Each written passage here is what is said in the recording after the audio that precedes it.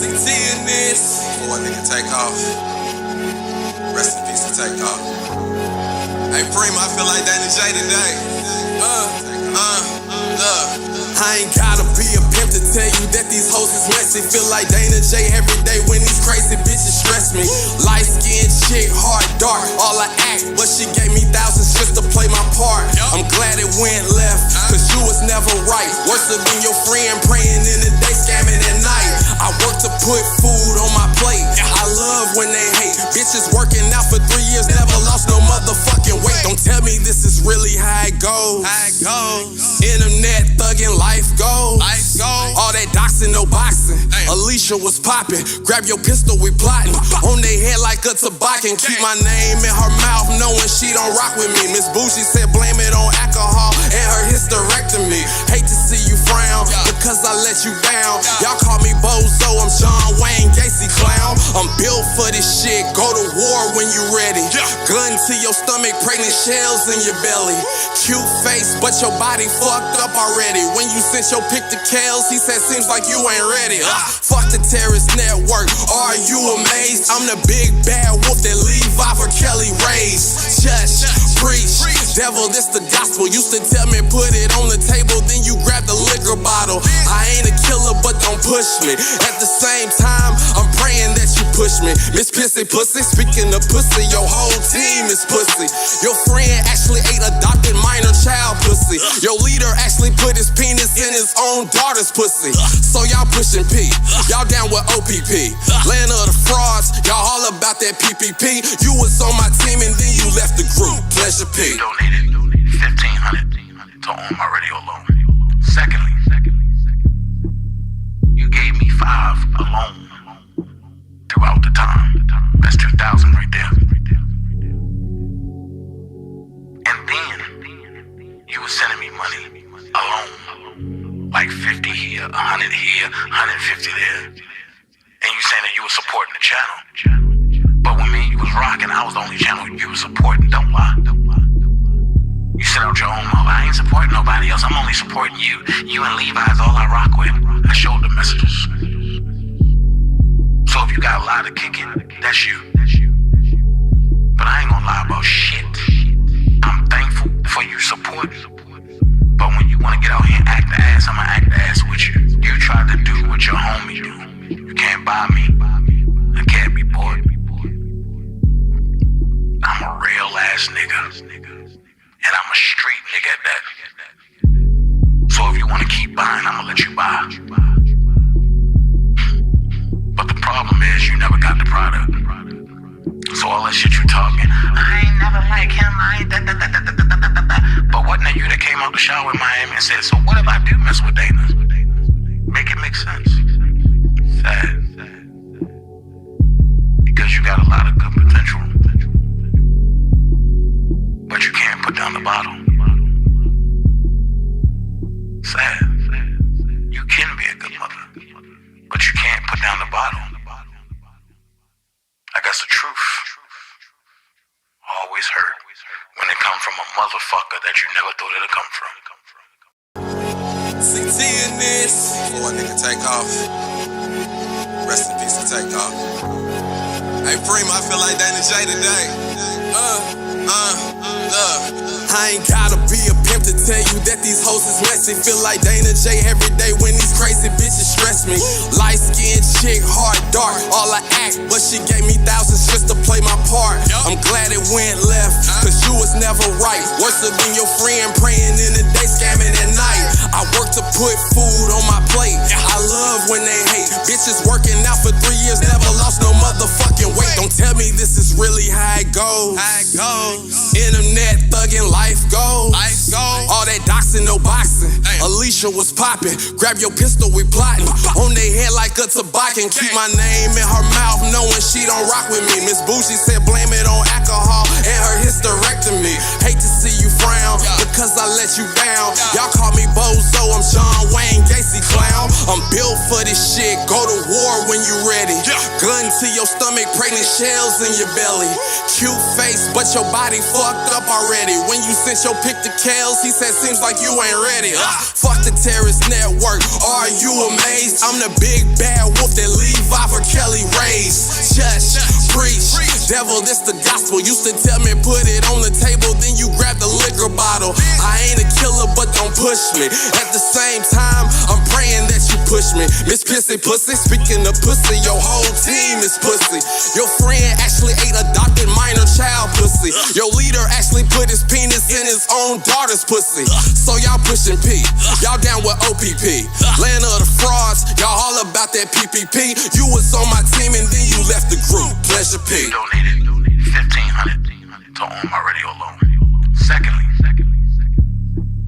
you gave me $5 alone throughout the time.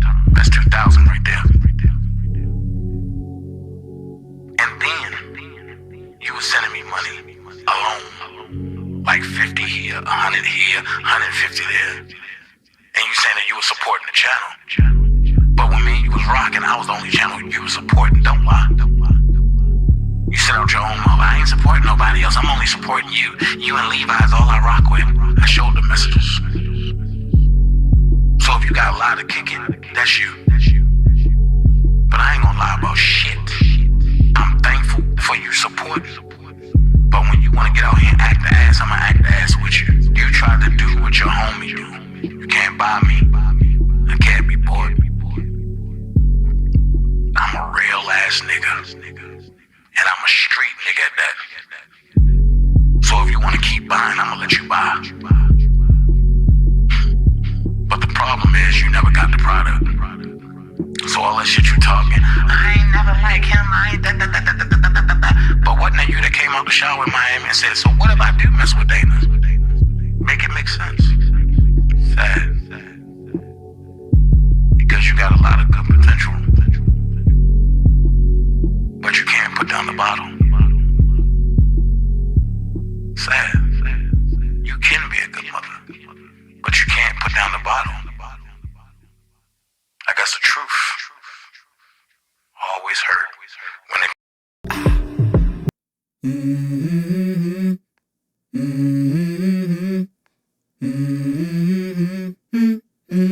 Let's go. I wake up to a little bit of drool on my pillow, feel like it's gonna be a bad day. Yeah, I'm tired of shit, and the coffee ain't hit yet, damn, ain't that great. I don't wanna go to work, cause my boss is a jerk, and I'm not even that paid. I need a change in my life, cause I don't feel alive, and there's nothing that makes me happy. Hold my beer for a minute, I'm about to quit my job, cash in for a ticket. I'm going on a trip and I don't plan to visit. I'm gonna stay there till I feel like I'm winning, and this is just the beginning. I need a big change, help me feel like living. I need a big swing, home runs I'm hitting, and I'll never look back, moving on till I get it all. And we all got dreams, we all want things, but what you gonna do for it? How you gonna move for it? What you gonna be? And do you believe you can do anything? But what you gonna do for it? How you gonna move for it? What you gonna be?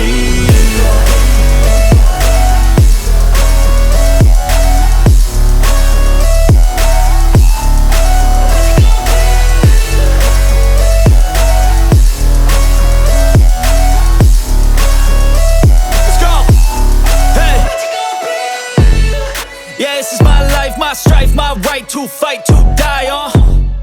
And this is my game to play, to claim a brand new name, And I ain't gonna lie to you, I'm a bit nervous that I might screw everything up that I've ever done. But what's the point of living? Set flow with the fentanyl feel, get money.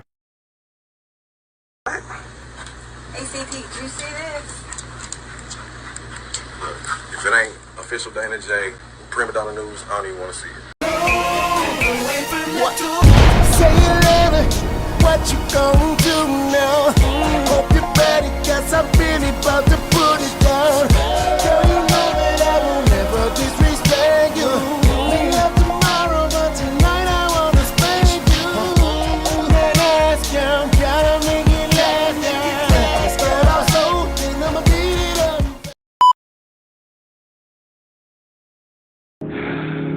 Hi. I know that there's more. More for you, more for us.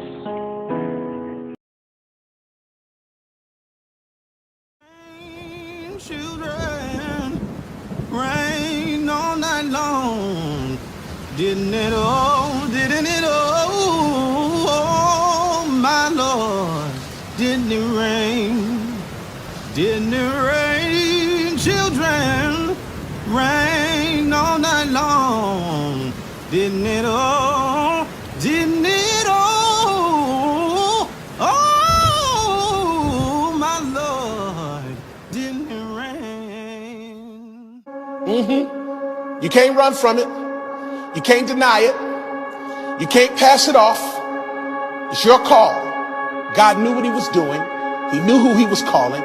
And he expertly and intricately detailed every aspect of your life, your being, your persona, your psyche, your physicality, everything about you, from the texture of your hair to the color of your eyes to the way that you laugh to the fingerprint on your thumb. Everything is connected to your calling. And until you walk into the fullness of the thing that you were created for, you will find yourself frustrated.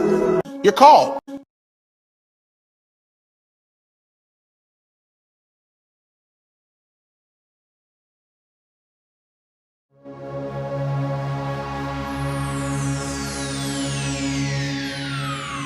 Ladies and gentlemen, may I have your attention, please? The show starts in 10, 9, 8, 7, 6, 5, 4, 3, 2, 1, go.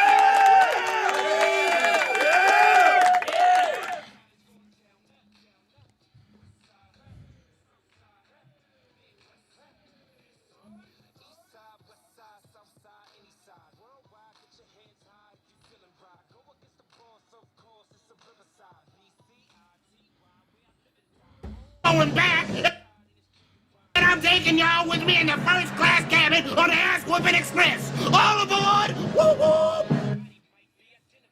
See, the devil be. See, the devil won't act stupid.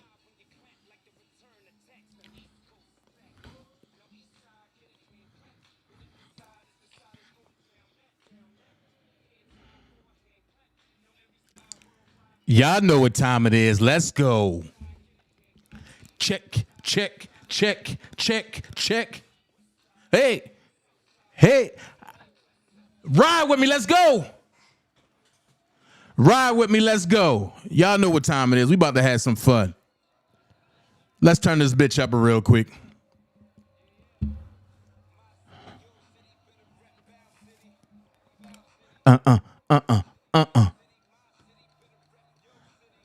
What? Boss man.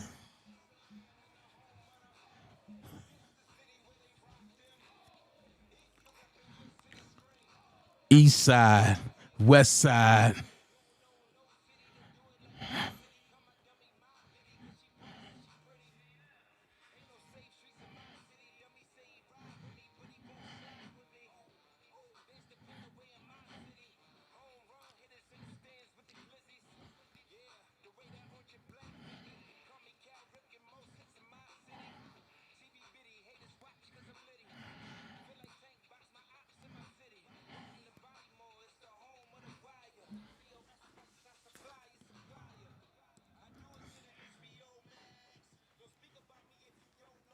What? Let's go. Don't speak on me if you don't know facts. Y'all motherfuckers gonna learn.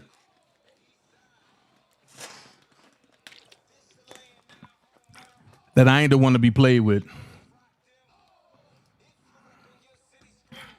East side, west side.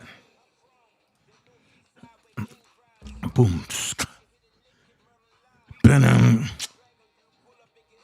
NEK all day.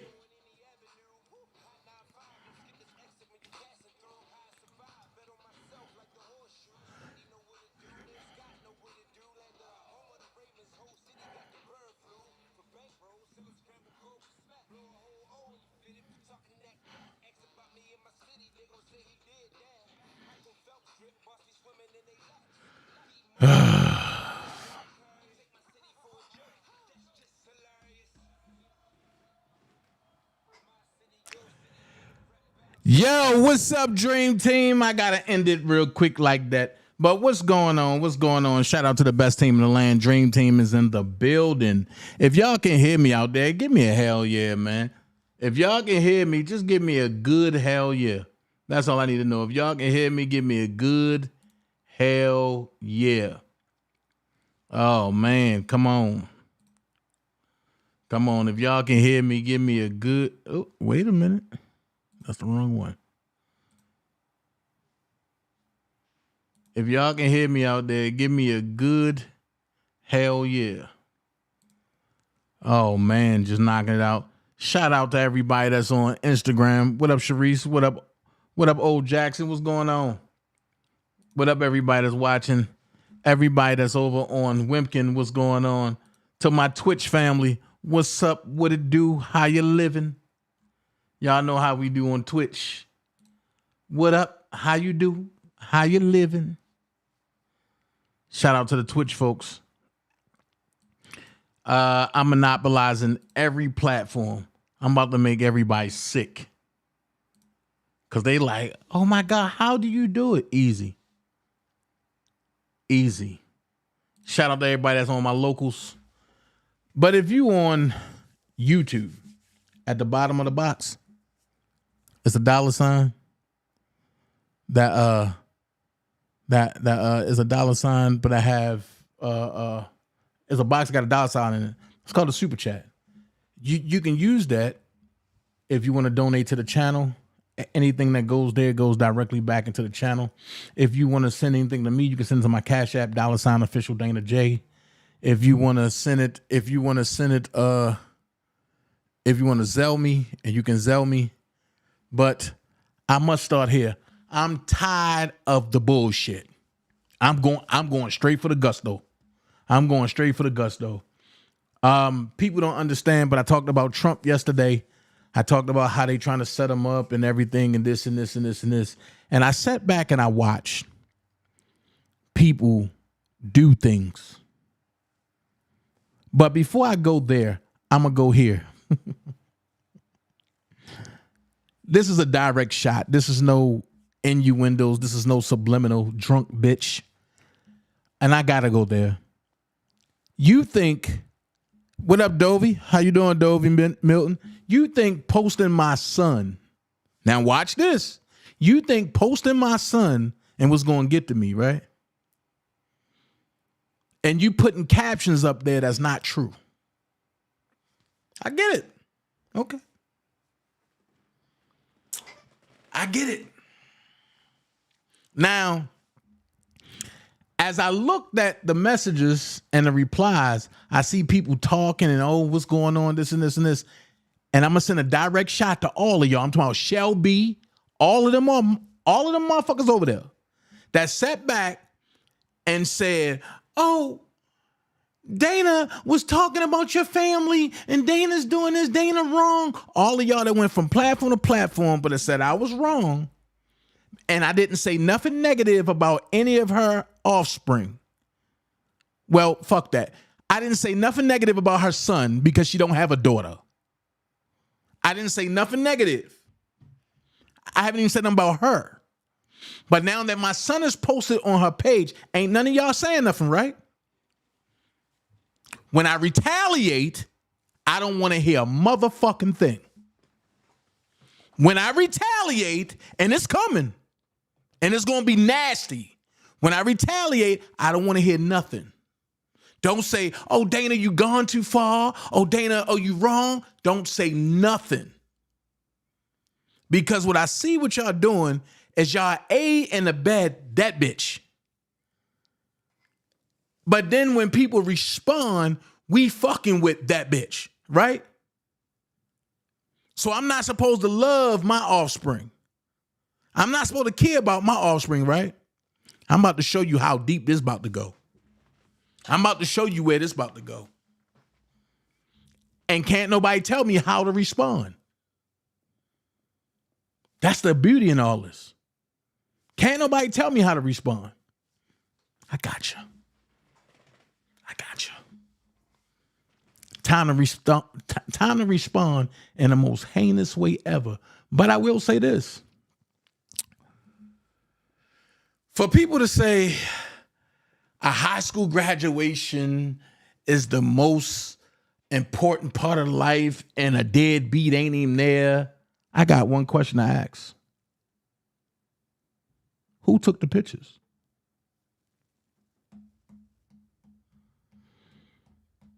Was I there or was I not there? I got another question. What business is it? What business is it? What business is it that my son is graduating? Let's make this make sense. My son graduating, but you want to get all in the mix, but you don't like me. I told you bitches are press, but you don't like me. You hate me. But yet you stalking my son mama's page. You screenshotting pictures that's in goddamn group Paris. And you looking at it like, oh my God, when I see him, I see Dana. He looked just like his dad. But you don't like me. No, bitch, you don't like me. You're pressed over me.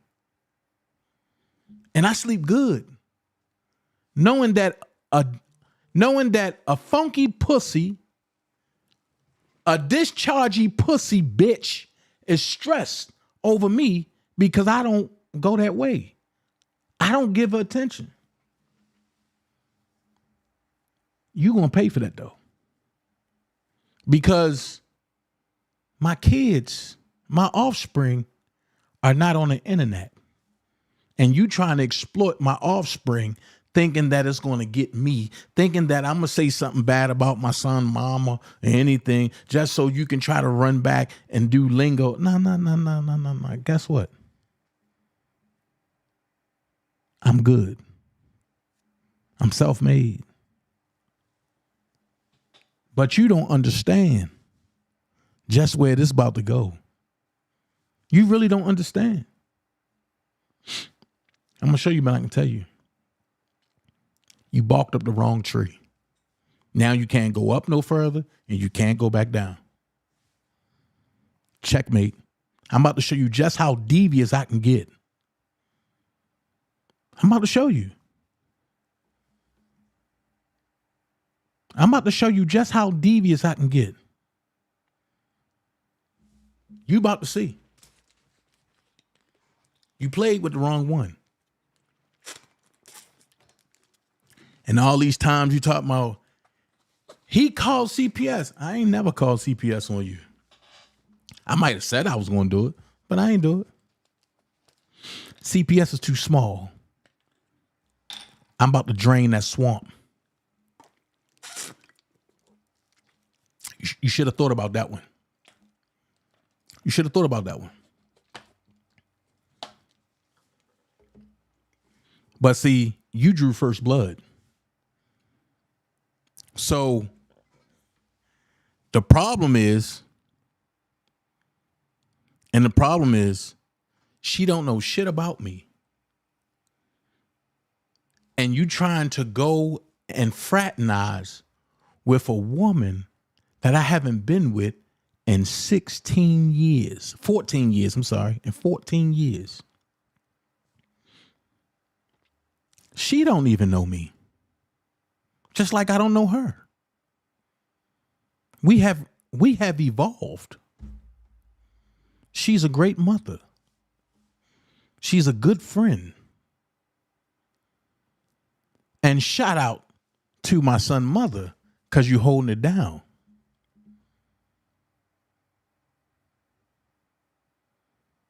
Now, see, I can easily make this live about you. And about your annulled marriage. And about you getting drunk chasing people on a highway because they wanted to leave you. I can also show paperwork like you do. But that would mean I'm no better than you. So I ain't going to stoop to your level. And I don't believe in karma because I'm a child of God. And karma's not in the Bible. But I do believe in getting my lick back. And I don't turn the other cheek. So keep going. When you go see that monster and you don't know what to do, understand, you asked for this. Now, you woke your son up at 5 o'clock in the morning to talk about me. And you got your son and his friends to try to drag me, right? Do you realize how ignorant of friends I have back home in Baltimore? Do you realize that I can call them on the line and we can just go in?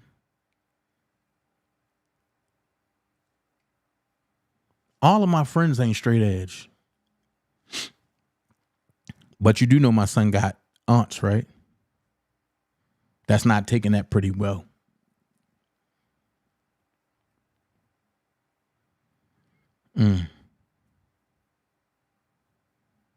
You do know that you putting your son in danger, right? As well as you, right? And I'm not telling nobody to do nothing to him. What I'm saying is, you got people that hate you. And at the same time, they waiting to attack anything attached to you.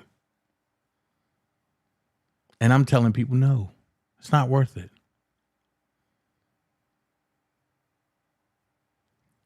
But from this day forth, I'm taking my hands off of it. I don't have nothing to do with that. I don't have nothing to do with that. Dana, tell us her secret. She told you that you couldn't tell, that you can't tell.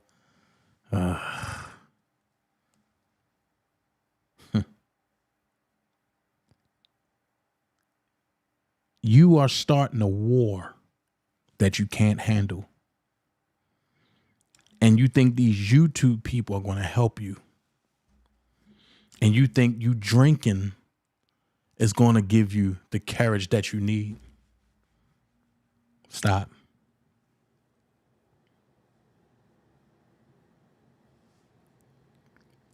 So I'm telling folks, stand down, man. Don't even entertain it. I took care of it. Her day coming. Stand down.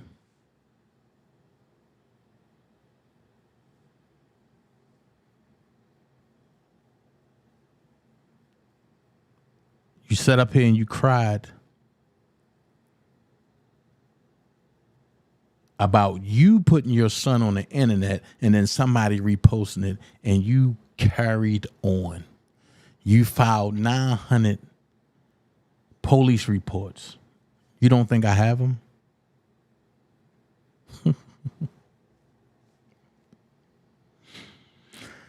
Then you sit up there and say, he got all those people over there that believe him. Where's the lie? I keep asking you, where did I ever lie at? Not telling you everything is not a lie. Where's the lie? But you playing with my offspring, right? Hey, Rod, call me when I get off this live.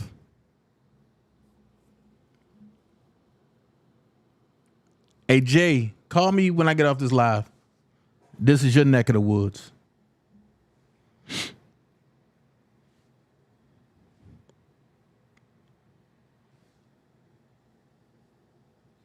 You got a problem now.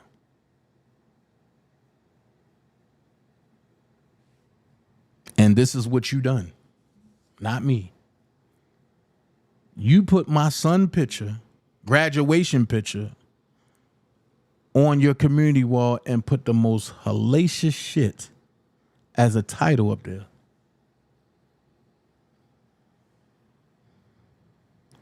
You forgot that the demon still exists, right?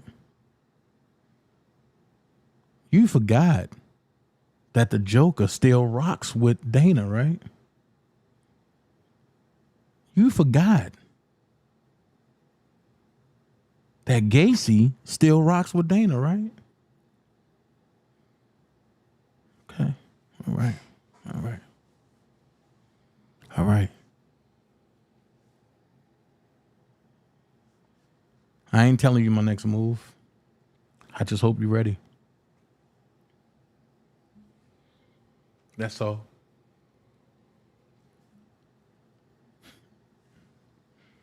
But what I don't understand is, for somebody who don't like me, you obstructing a lawsuit, which is a felony. You are impersonating a person, which is a felony, who don't know you. You are harassing me, who ain't bothering you, who ain't saying nothing to you. You are now harassing and stalking and doxing my offspring, who don't know you, all in the name of your friend. Got it.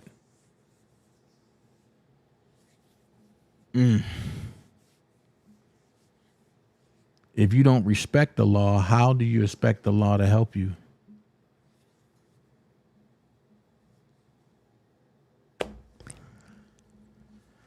Let's get away from that. Let's get into R. Kelly. Now,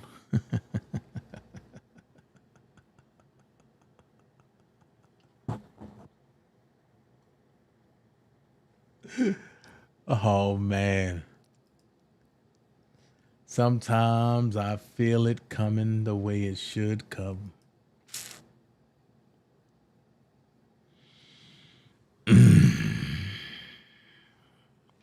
Let's get into this R. Kelly stuff. Let me get away from it. And before I start making calls, get them likes up, man. So, as we see Drea Lee coming out talking about different things, and her main focus is R. Kelly, right? And the thing that get me is that if you don't use R. Kelly's name, what do people know you as? And what got me is that people are so quick to sit back and say, well, you can't attach this to this and this to this and this to this. But I'm a firm believer in receipts, right? I'm a firm believer in receipts. And hold on. I knew it was something.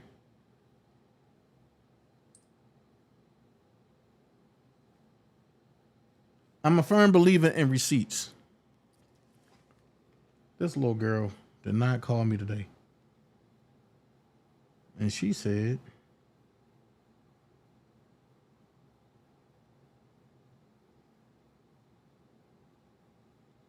what time is it? 6?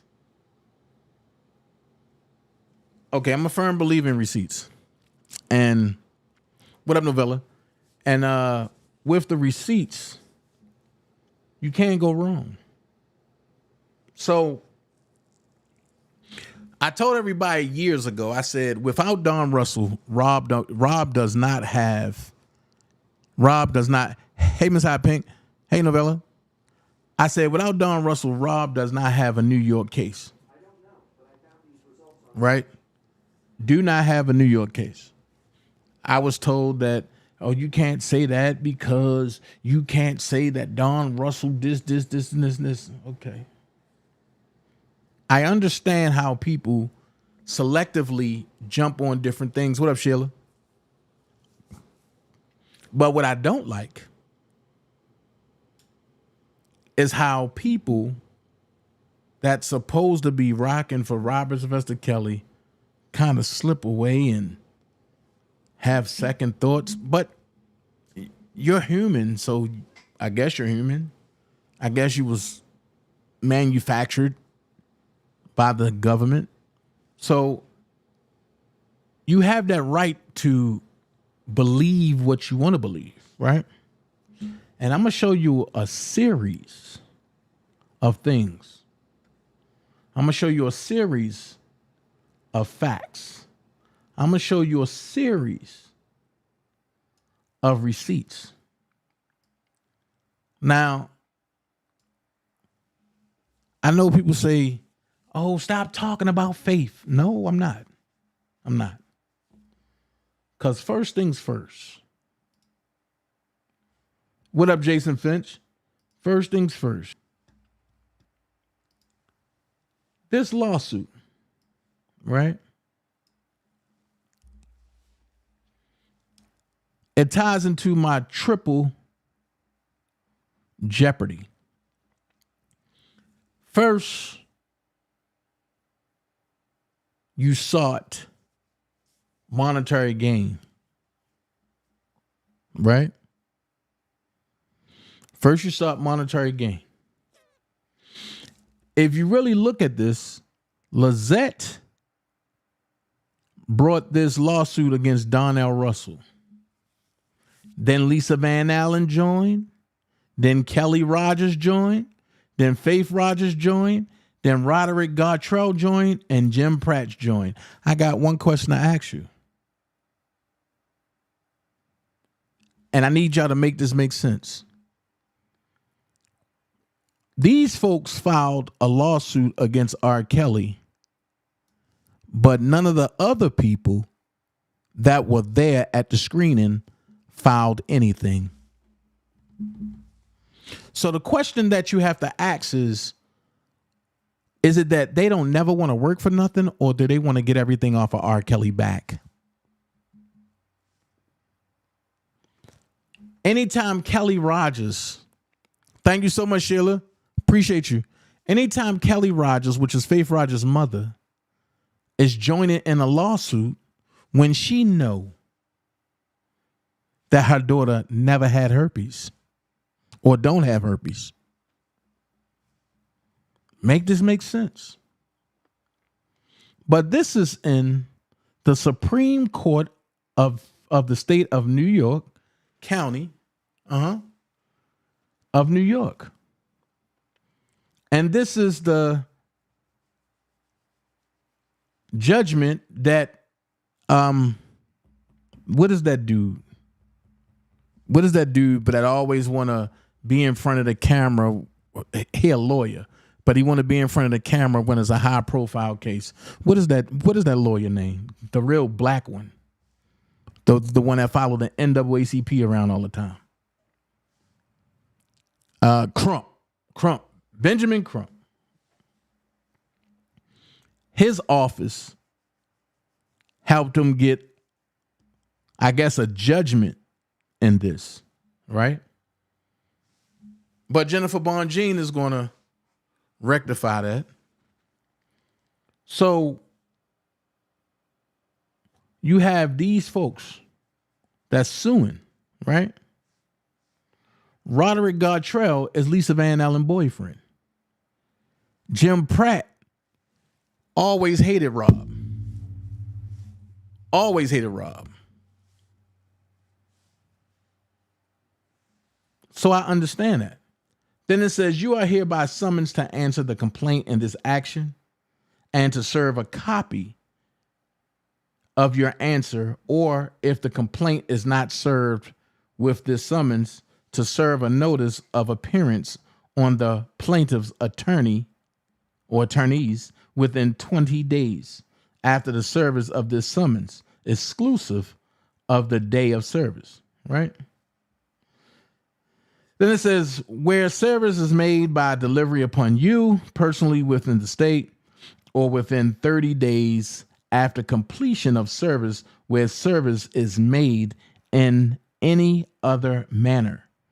In case of your failure to appear or answer, judgment will be taken against you by default for the relief demanded in the complaint. So you have this lawsuit. But then you have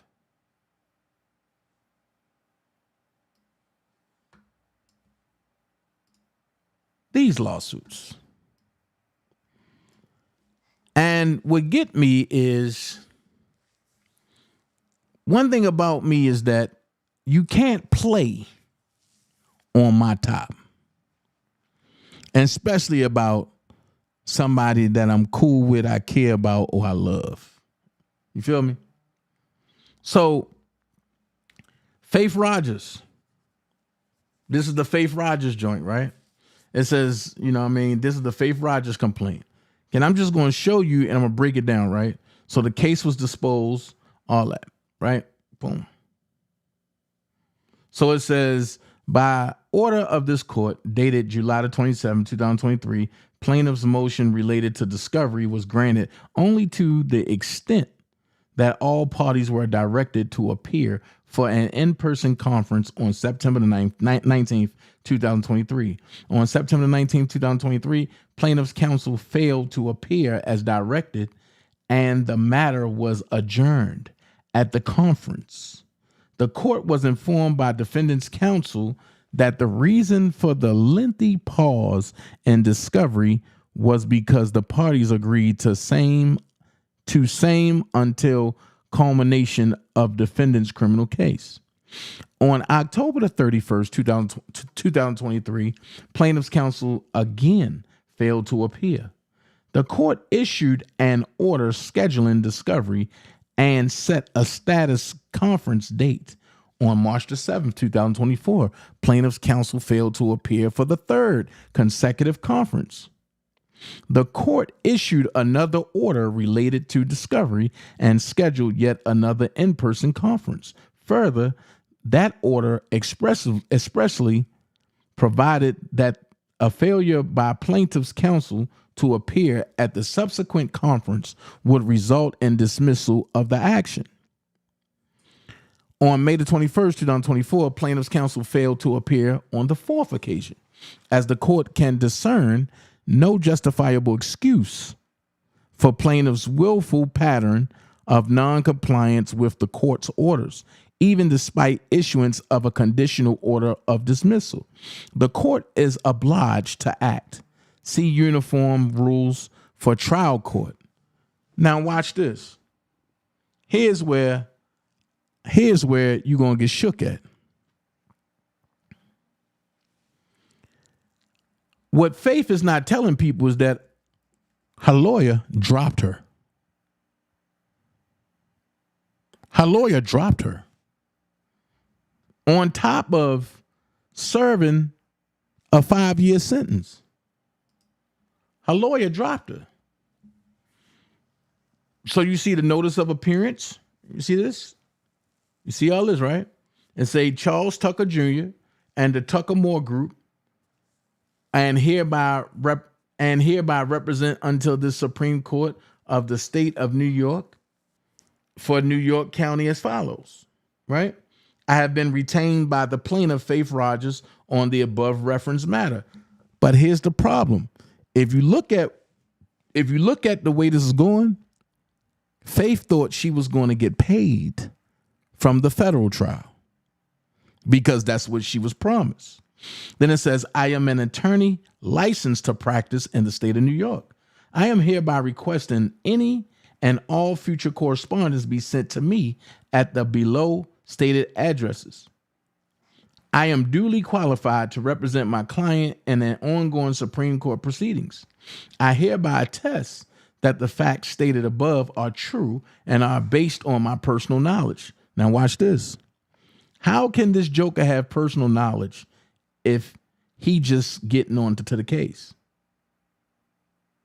On top of that, he got an office in Hyattsville, Maryland, and Jamaica, Queens, New York. But he didn't show up because he didn't get paid. He didn't get paid. If you remember, Ms. Lydia Hill was no longer representing her because they said that the case was absurd. Here we go again. Another case, or the same case, I'm sorry. Same case, it's just another filing. They said it's absurd. Here's a court notice, right? We're faithful now, okay? Here's another court notice. Now I want y'all to pay attention to something. Thomas Fernella, Esquire, is on here. Pay attention to where I'm going with this. So you have YouTubers that jumps out there and go at Jennifer Bonjean, when technically Thomas Fernella could not technically represent this case by itself in the state of New York. If you think I'm lying, I have the index. There's no place in here that have Thomas Fernella nothing in here. I have the index. So when people jump out there and talking, they need to know what the hell they talking about. Because now this involves two lawyers that I really fuck with. I'm gonna keep it real.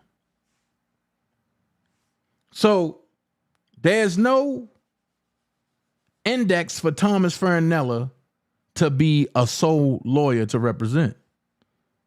But the funny part,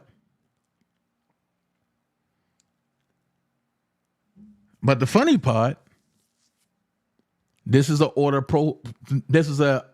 order omission pro hack vice. I'm sorry. The funny part is, who do you see? Doug Anton, right? All of Doug Anton places up here. And see, and this is what people was upset about, because Doug is licensed to practice in Michigan. So they thought he was from Michigan. No, he's from New Jersey. And you see where all his stuff at. You in this case, Tom Fernella didn't have no documents like this from the Attorney Discipline Board. Ain't have nothing like that in place. Then it says, I, Douglas E. Anton, Esquire, hereby certify and set forth as my factual statement in support of this verified petition as follows. I am admitted to the bar as follows. New Jersey, December 1985, Michigan, December 1985. So so Doug Anton has been representing federal cases, supreme cases, superior cases for years. There was no other person that could have really represented Robert Kelly in New York better than Douglas Anton.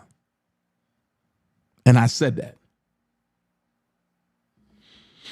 And close, you will see everything, certificate of good standing. You will see the bar examination. He don't have a spot or a wrinkle under his name. But they needed to get him off the case because with Doug Anton being on Kel's case, Kel's would have came home, and they didn't want that to happen. So you have people jumping on the internet talking about Bonjean need to be quiet because Tom Fernella. No. Bonjean don't need to be quiet. And you're going to see why. This right here, Thomas A. Fernella declares pursuant to F2011 of the rules of the Court of Appeals and 602.2a of the rules of the Appellate Division, First Department as follows. I am a member of good standing. Okay. He just got a certificate. That's it.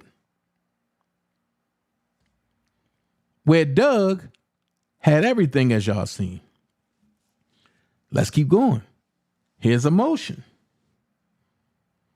Let's take a peek at this motion. Please take notice upon the annex affirmation of Thomas A. Fernella, sworn to on July 11, 2019, the affidavit of Douglas C. Anton, dated May the 30th, 2019, and the exhibits annexed thereto, and upon all prior papers and proceedings had herein. The undersigned will move this court in room 130 of the Supreme Court at the courthouse located at 60 Center Street, New York, New York, on the 26th day of July 2019 at 9:30 o'clock in the forenoon of that day, or as soon thereafter as counsel can be heard, for an order pursuant to F2011 of the rules of the Court of Appeals and 602.2a of the rules of the Appellate Division. Yada, yada, yada. So then it says, please take further notice that pursuant CPLR 22146B, answering papers, if any, must be served upon the undersigned at least 7 days prior to the return of this motion. Okay? Thomas Fernella signed off on it, but look who name is all in it. Douglas C. Anton. Okay? This right here is a notice of appearance by James J. McEldrew. Here's a hold of a person that walked out on Faith Rogers again because they could not pay. Because they thought Rob was going to be the meal ticket to pay for it. Okay? You got Lydia C. Ague, who's breaking it down. But then she got caught up in her stuff. Got the Ague firm, all that. But here's the problem that I'm having. Here's the problem that I'm having. And sometimes you got to go backwards before you can go forward. When I read this, something's going to stick out to you. And when it stick out to you, and when the names stick out, if you already done seen the name, when the names stick out, you're going to be like, oh, hell no. So it say, dear Mr. Kelly, please be advised that a preliminary conference has been scheduled by the New York Supreme Court and will be held on March 19, 2019 at 2:15 p.m. at 60 Center Street, Part 32, Room 432, before Honorable Arlene P. Bloof. You and or your attorney are required to appear at this conference. If you need to reschedule or are unable to appear on this date, please contact this office or the court immediately to reschedule. I'm going to stop right there because I'm going to skip all other stuff, right? Look who it's CC'd to. Look who the top name is. Bryant Nix. Now, where have we heard that name at before? Wasn't Brian Nix the guy that pretty much tried to throw R. Kelly case against Heather Williams? That left R. Kelly out to dry? And then you see Steve Greenberg. I'm just saying. Make it make sense. Make it make sense. Let's go to the next slide. You got Lydia breaking it down, and it's what? Brian Nix again. Steve Greenberg again. Right? Okay.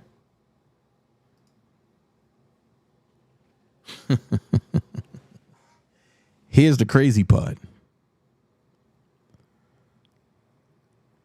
This page right here incriminates the drunk and her sister and her friend. Why? Because the friend looked up the mama and the person involved, and the drunk went and got the video from off of that other crazy lady page and sent it over. And then want to act like they ain't do nothing. So it says, Dear Ms. Hills, this is to enlighten you concerning the presumption of court appearances that you may not be aware of. Since attorneys are taught a coloring of law and not canon or common law, color of law is not law. It's fiction for corporate fictions of which I am not. Then I have a canon law breakdown. A summons when unrebutted stands as truth in commerce. Attendance in a court is usually invoked by invitation. And therefore, one who attends court initiated by a summons, warrant, subpoena, or replevin bond is presumed to accept the position of a defendant, juror, witness, or thing, and the jurisdiction of the court. If these instruments are not rejected and returned with a copy of the rejection filed clearly on the public record jurisdiction, the presumed position and the presumption of guilt also stands as truth in commerce. The answer, response, reply to the subpoena is now rebutted via my notarized, wait a minute, let's listen, via my notarized 16-word statement of across the face of the summons refusing the invitation, which states, I do not accept this offer to contract and I do not consent to these proceedings, and filed with the state's attorney and the clerk of the court, placing it on the public record. Stop. Why nobody talked about this when their friend did it? But when I'm breaking down and when Roe breaking down certain things, we are called sovereign citizens by the idiots. I told you, we going to get deep today. Then it says, please advise Ms. Rogers, your client, to abandon this heartless effort to try to destroy my musical legacy for selfish personal enrichment.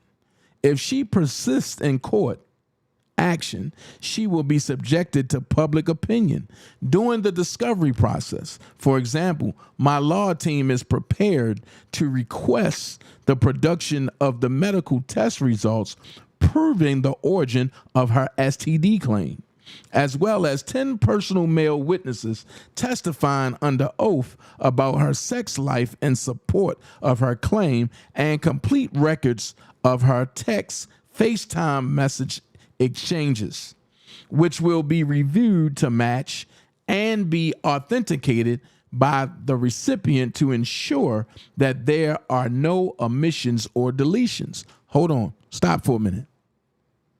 But I thought Don Russell said he didn't do this.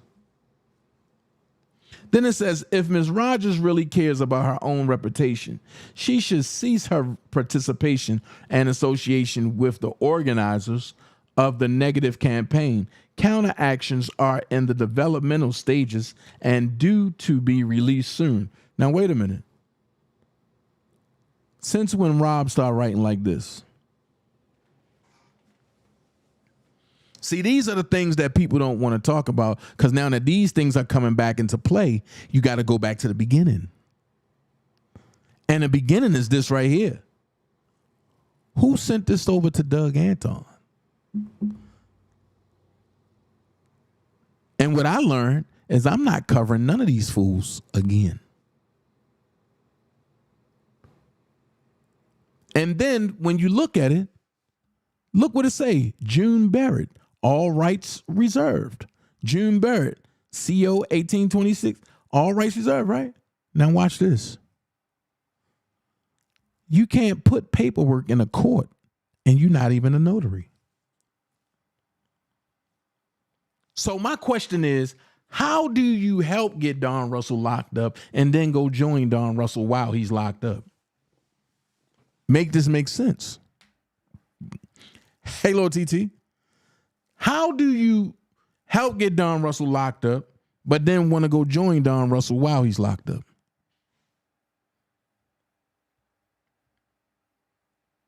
Here's the paperwork. Here's all the paperwork. So I guess Rob made his mother sign the paperwork. And if you remember, Don Russell said Rob got mad at Dana because Dana said that my mama signed the paperwork and my mom ain't signed the paperwork. Hold on. Let's go back and let's look at this thing. Let's count how many times your mom signed the paperwork. 1, 2, 3,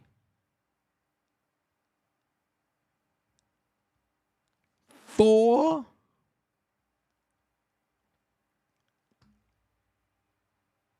5. So your mama signed the paperwork 5 times, but she didn't mean to sign the paperwork, and she didn't sign the paperwork. Whew. This is the request for judicial intervention after that was sent to the lawyer and before the lawyer got hemmed up. I didn't even know they can do this, but hey, they did it. Now, is something wrong with this document that Lydia Hills put? There's no signature. Man, Jesus Christ.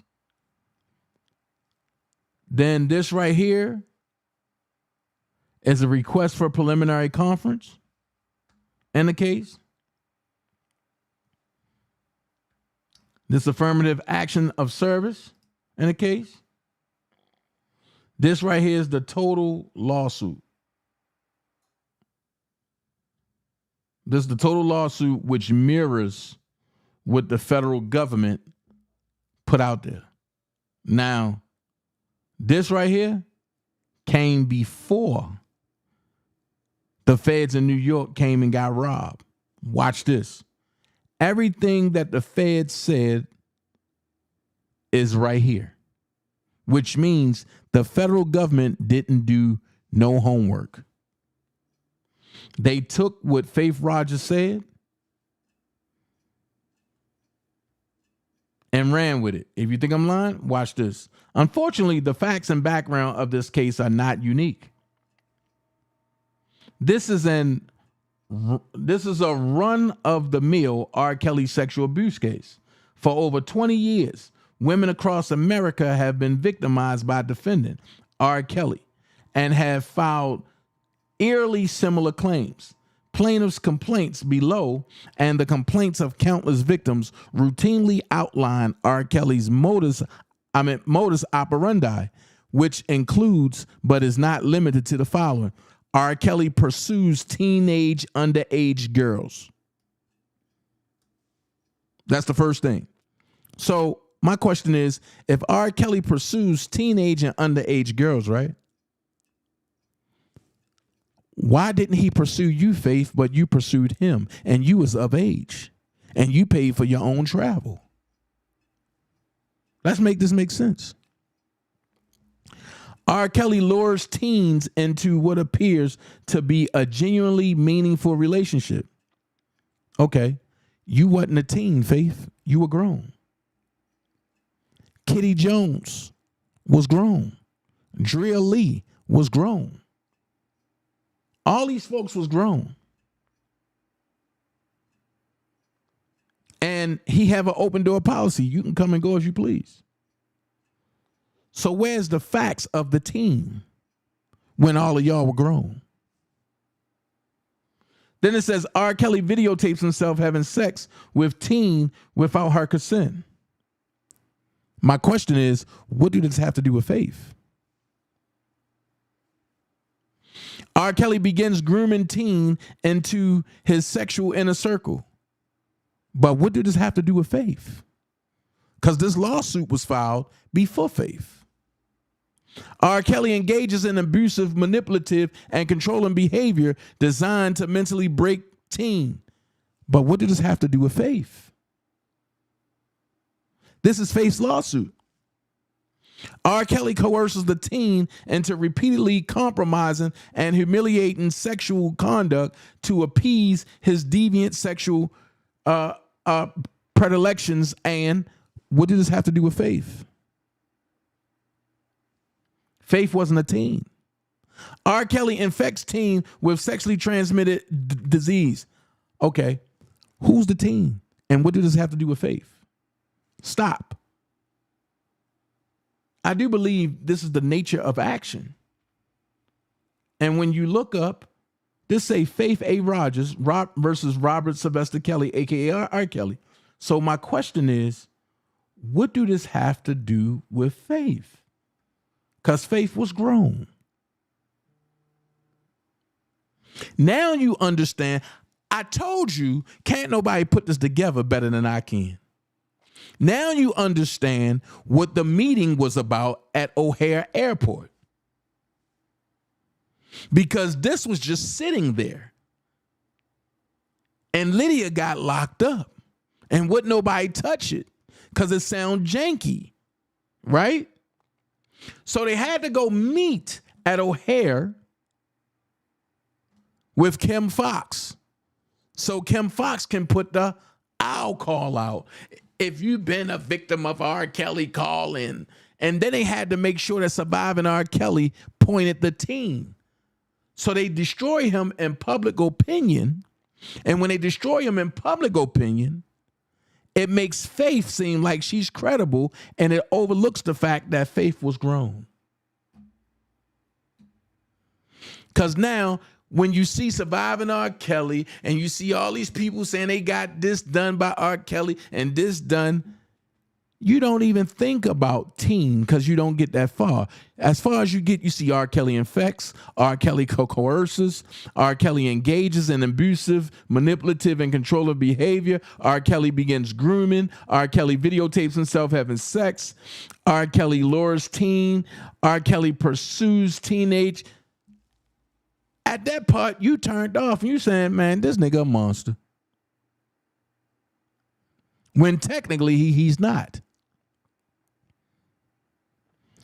So once again, it's the lie that got him booked. That's why would no other attorney touch it. Because if another attorney would have touched it, they would have been liable for any damages to happen against R. Kelly. And anytime an attorney goes on record, they have to get an indemnifier.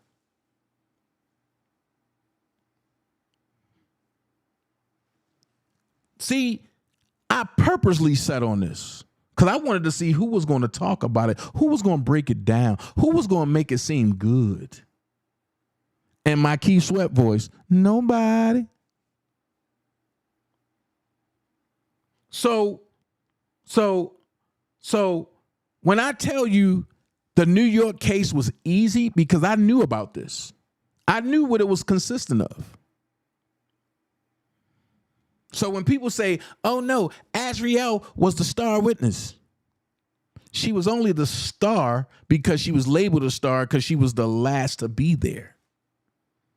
But the real star was Faith Rogers. If you notice, that's why she got to speak at sentencing. And you see who she brought up there with her.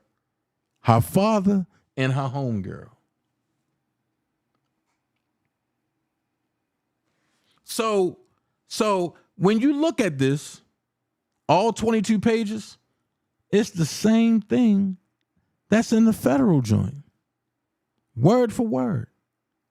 On or about May the 17th, defendant R. Kelly instructed his assistant Diana Copeland, hereinafter referred to as Copeland, to make several arrangements for plaintiff to travel to New York, where he was performing, in order for the two to spend time together.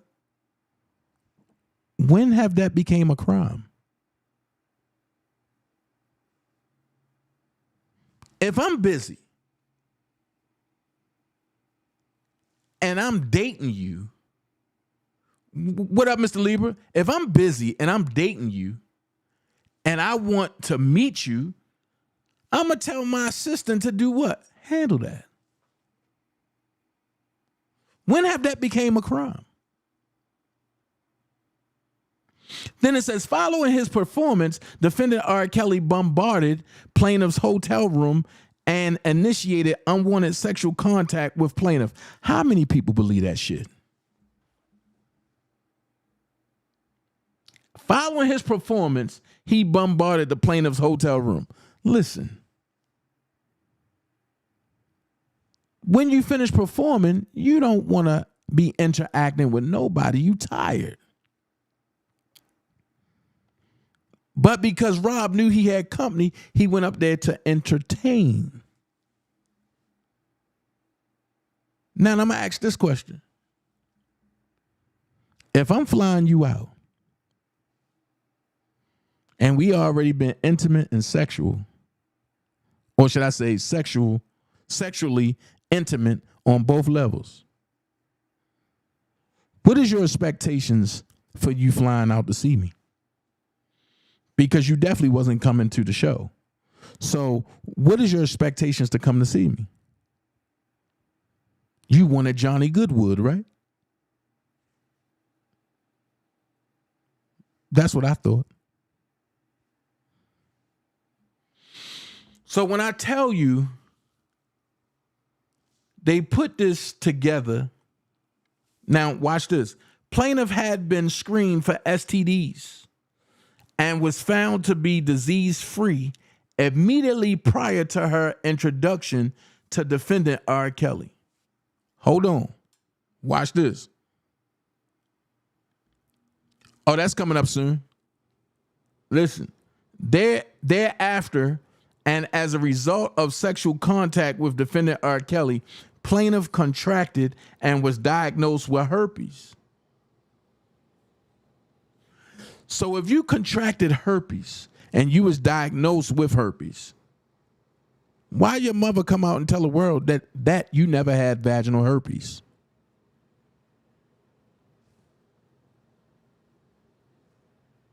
Somebody lying. So if you never had herpes, how is it that you put into a court paperwork that you had herpes or that you contracted herpes when you never had herpes?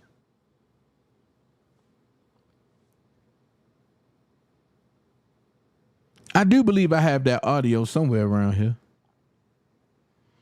With your mama saying, Faith Rogers, you know what, hold on. Let me see something.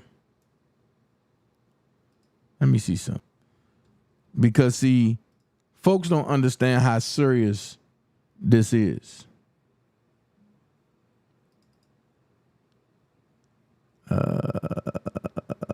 Let's see. Folks don't understand. Hold on, recent.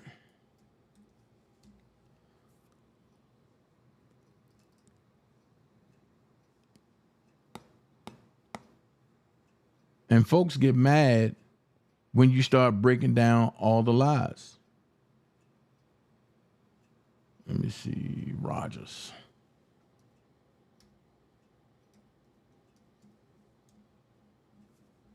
Here you go.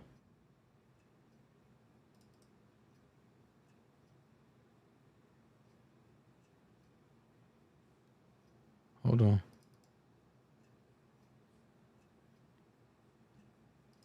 Here you go. Break it down like this. Here we go. Check this out.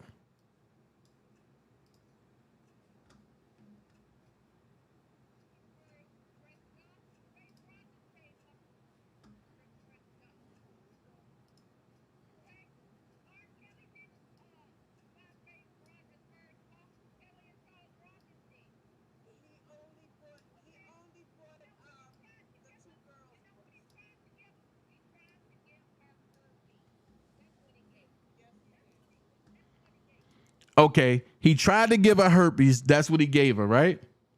But this right here clearly says plaintiff had been screened for STDs and was found to be disease-free immediately prior to her introduction to defendant R. Kelly. Thereafter, and as a result of sexual contact with defendant R. Kelly, plaintiff contracted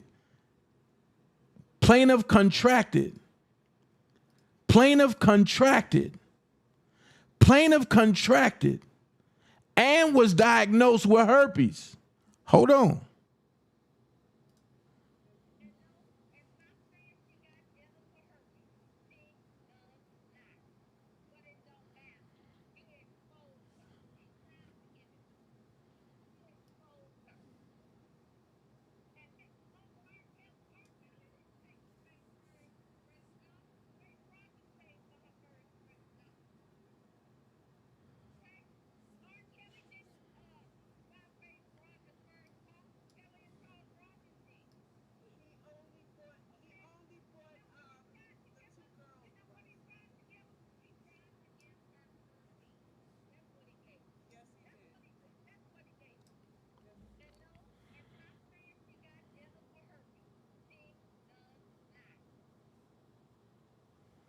So I got two questions. Nope. I got three questions. Because now I'm about to play something that's about to really shock the folks that haven't been around. Shout out to Daytime with Tea Time. Check this out.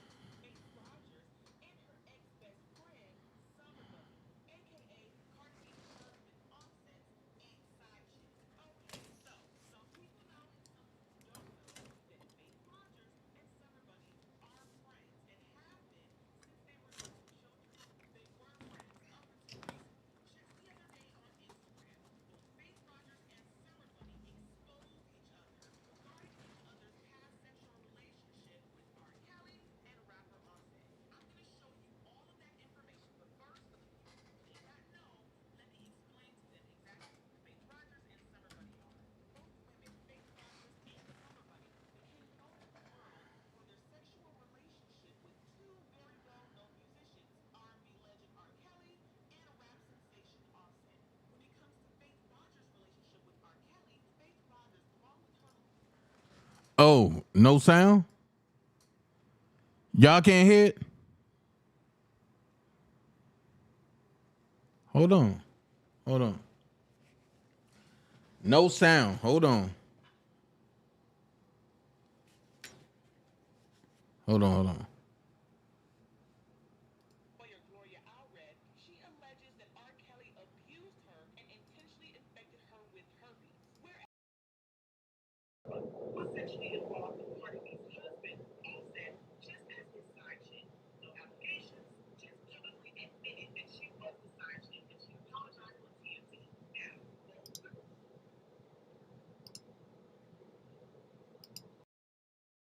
All right, hold on.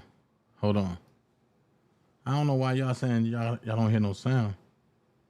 Hold on.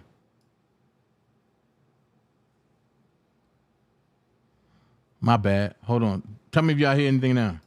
You're watching Daytime Tea Times with Candace. It's time to pour this tea, stir this tea, and sip this tea. So can y'all hear it now? Let's get right into it.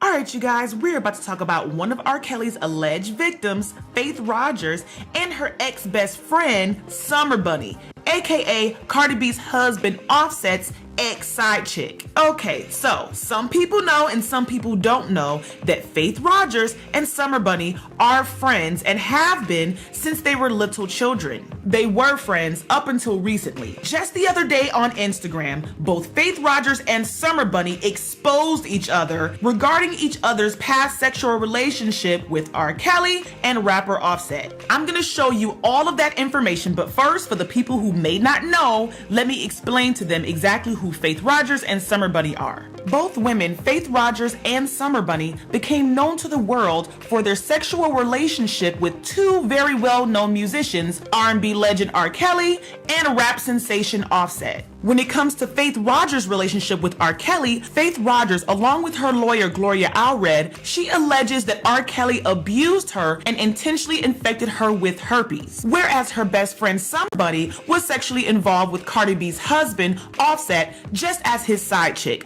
No allegations, just publicly admitted that she was the side chick and she apologized on TMZ. Now, both girls, being best friends growing up together, being sexually involved with two very well-known celebrities, gave some people the side eye, feeling like it looks like two friends got together and possibly plotted against these two celebrities. I'm not saying that's what it is, I'm saying that's what it looks like to some viewers. I have an inside source who confirmed with me that Summer Bunny was living with Faith Rogers and her mother, and they often refer to each other as sisters. But when Faith Rogers came out and accused R. Kelly of infecting her with herpes and abusing her, Summer Bunny and Faith Rogers had to distance themselves from each other so that they won't be linked as two girls who look like they're setting up celebrities. According to my inside source, Summer Bunny was actually served a cease and desist from Faith Rogers and her family and their lawyers, prohibiting her from Faith Rogers. So if you... Hold on. So my question is, why serve Summer Bunny a cease and desist before the defense can get in touch with her? You see what I'm saying? Why serve a cease and desist? Come on, man. Check it out. Let's go.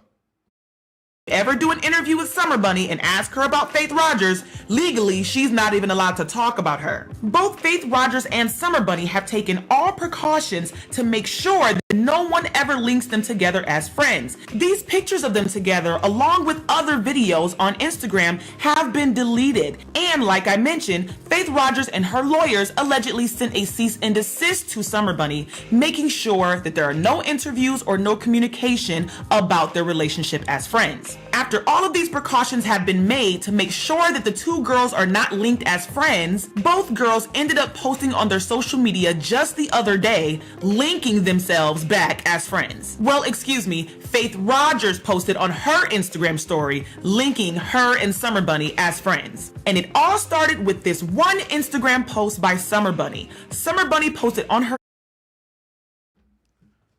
Summer Bunny posted, "These R. Kelly hoes be lying and want money."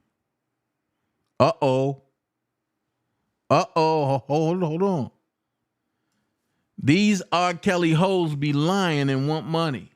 And some of these hoes' moms was dressing them up to go see him. Uh-oh. Instagram just the other day, and she said, "These R. Kelly hoes be lying and want money." And some of these hoes' moms was dressing them up to go see him. Now, Summer Bunny didn't say anyone's name, but apparently Faith Rogers feels that she was talking about her. So she went on her Instagram story and she went off. Y'all, Faith Rogers told it all. She confirmed that Summer Bunny did live with her and her mom, and she talked about Summer Bunny allegedly having an STD, going to Walgreens to get the medicine for it. She put her on blast about having sex with Offset, and she accused Summer Bunny of trying to have sex with NBA YoungBoy. Y'all, Faith Rogers said a lot. Okay, let me read all of this to you. She started by reposting Summer Bunny's post, and underneath, this is what she wrote. Meanwhile, you're selling stories to media outlets about Offset for $500, and it cost you everything. No one in the industry takes you serious. Damn near the female 6'9". I supported this female through everything, even the embarrassment, because that was my friend. Me and my family even paid for her to have security after her bold grown ass decided to announce to the world that she was fucking Offset. People who were living in my home, eating my food, wearing my clothes, having me pay for their pussy problems needs to stop coming for me.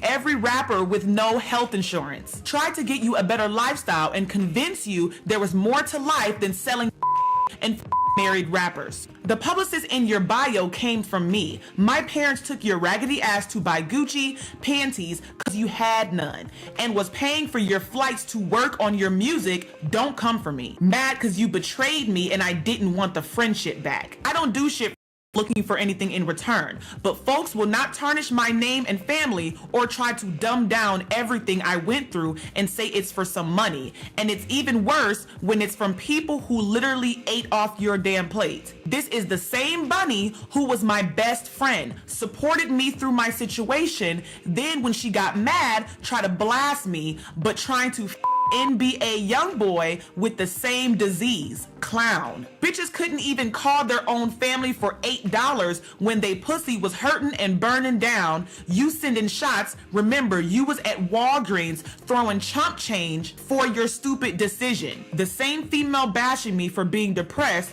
was yelling suicide after crying for free on TMZ. Yeah, I minded my business, we spoke to each other, we wished each other well. Now I see shots on social media cause R. Kelly the trending topic. LOL, okay. Bust down, Brokiana, I wanna see you bust. Okay, so as you guys can see, Faith Rogers and Summer Bunny are definitely no longer friends. These are all Faith Rogers' words, not mine, so there's definitely no way to misconstrue what she wrote on her Instagram story. She admitted that Summer Bunny lived with her. She admitted that her parents bought and paid for security and panties and all types of things for Summer, so they definitely were friends. Us bloggers and YouTubers, we already knew that, but now for the public, you guys can see that Faith Rogers and Summer Bunny were very close friends. Confirmed by Faith Rogers. Faith Rogers spilled all of her own tea as well as Summer Bunny's tea. And the interesting part to me is, if you look at Summer Bunny's post, she never said Faith Rogers' name. She said these R. Kelly hoes be lying and want money, and their moms be dressing them up to go see him. There are a lot of R. Kelly alleged victims that she could have been talking about. So for Faith Rogers to respond the way she did, she pretty much implicated herself when she didn't have to do that because Summer Bunny never said her name. I think her response is more telling than Summer Bunny's post. I'm just saying, Instagram stories only last for 24 hours, so Summer Bunny's Instagram story could have just stayed up and expired in 24 hours and nobody would have ever talked about it. But to see Faith Rogers respond and give all of these details that not people knew about, it's making me wonder how much does Summer Bunny know about Faith Rogers and her relationship with R. Kelly. That's stupid. Use your common sense. Because in my personal opinion, it seems that Faith Rogers went on and spilled all of the tea trying to get in front of whatever Summer Bunny knows. In my personal opinion, it seems that Faith Rogers is dragging Summer Bunny to deflect from whatever information that Summer Bunny may have on her as far as her relationship with R. Kelly. But like I said, I have been told that Summer Bunny received a cease and desist from Faith Rogers and her lawyer and her family. So legally, it seems that Faith Rogers and her family are trying to shut Summer Bunny up. And as a blogger, I'm wondering What exactly does Summer Bunny know about Faith Rogers and her relationship with R. Kelly that may have caused Faith Rogers' lawyers to send Summer Bunny a cease and desist? Faith Rogers is on her Instagram story spilling all the tea, so why is it that Summer Bunny is the one that has to be quiet? That's what I'm wondering as a blogger. Especially because this is not the first time that I've heard someone accuse Faith Rogers of being a liar. Timothy Savage, who is the father of one of R. Kelly's current girlfriends, Joycelyn Savage, Timothy alleged that he had video and audio proof that Faith was a liar, claiming that Faith Rogers' mother had something to do with it. And he also confirmed that Faith and Summer Bunny were friends, and he insinuated that Faith Rogers and Summer Bunny allegedly set up celebrities. I did that video about a month ago. It has over 400,000 views on it, but if some of you missed it, I'm gonna put that short clip in real quick so that you can see what Timothy Savage had to say about Faith Rogers as well. Check this out, and then I'm coming back with some more. No, that Faith needs to get her ass checked, and that's what I'm gonna do. I'm gonna check her motherfucking ass. Okay, well. I pulled her mama to the side. We was in that goddamn room, and I told her mom, I said, you need to check your daughter.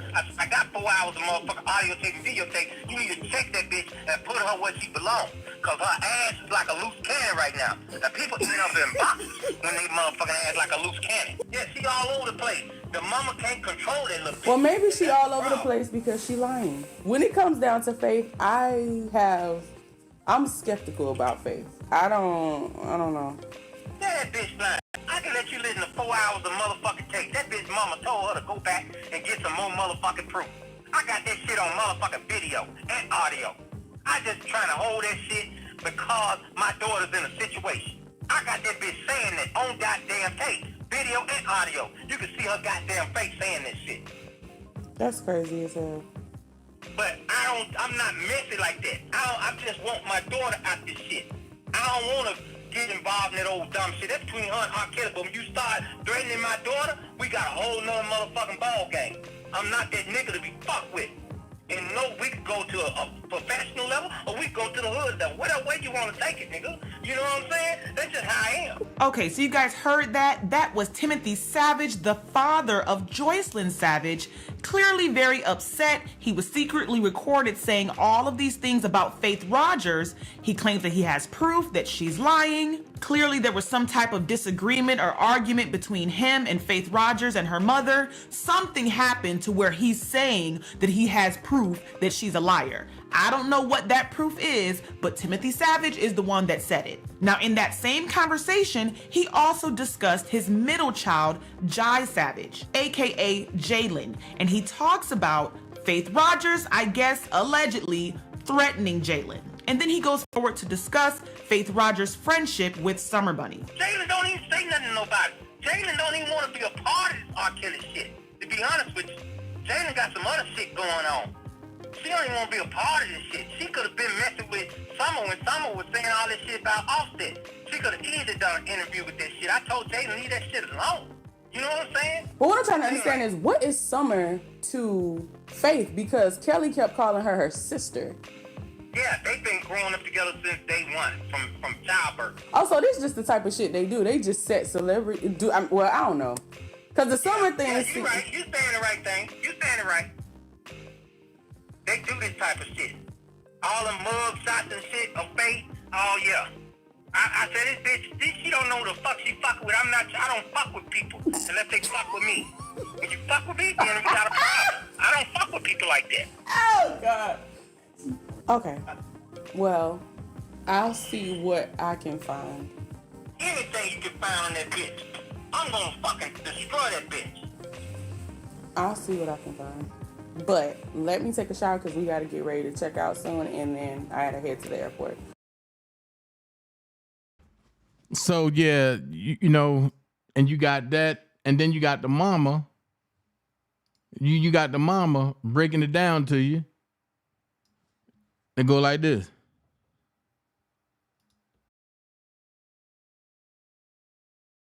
First breast job. Faith Rogers paid for her first breast job. There you go. There you go. Okay? R. Kelly didn't buy Faith Rogers' first car. Kelly and Charles Rogers did. He only bought the two girls' You know what he breasts. tried to give her? He tried to give her herpes. That's what he gave her. Yes, he did. That's what he gave her. Yes, he did. And no, and stop saying she got genital herpes. She does not. But it don't matter. Right. He exposed her. He tried to give it to her. Right. He exposed her. Right. And R. Kelly didn't pay for Faith's first breast job. Faith Rogers paid for her first breast job. There you go. Okay?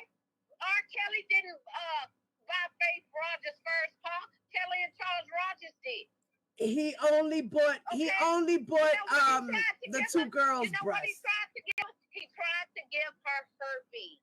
That's what he gave her. Yes, he did. That's what he gave her. Yes, he did. And no, and stop saying she got genital herpes. She does not.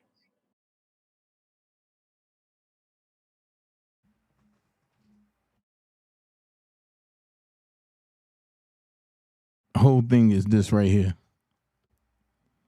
So my question to that whole thing is this right here. Kelly Rogers said that he tried to give her genital herpes. Then she said he exposed her. But in the paperwork, it says plaintiff had been screened for STDs and was found to be disease-free immediately prior to her introduction to defendant R. Kelly. Thereafter, and as a result of sexual contact with defendant, R. Kelly plaintiff contracted and was diagnosed with herpes.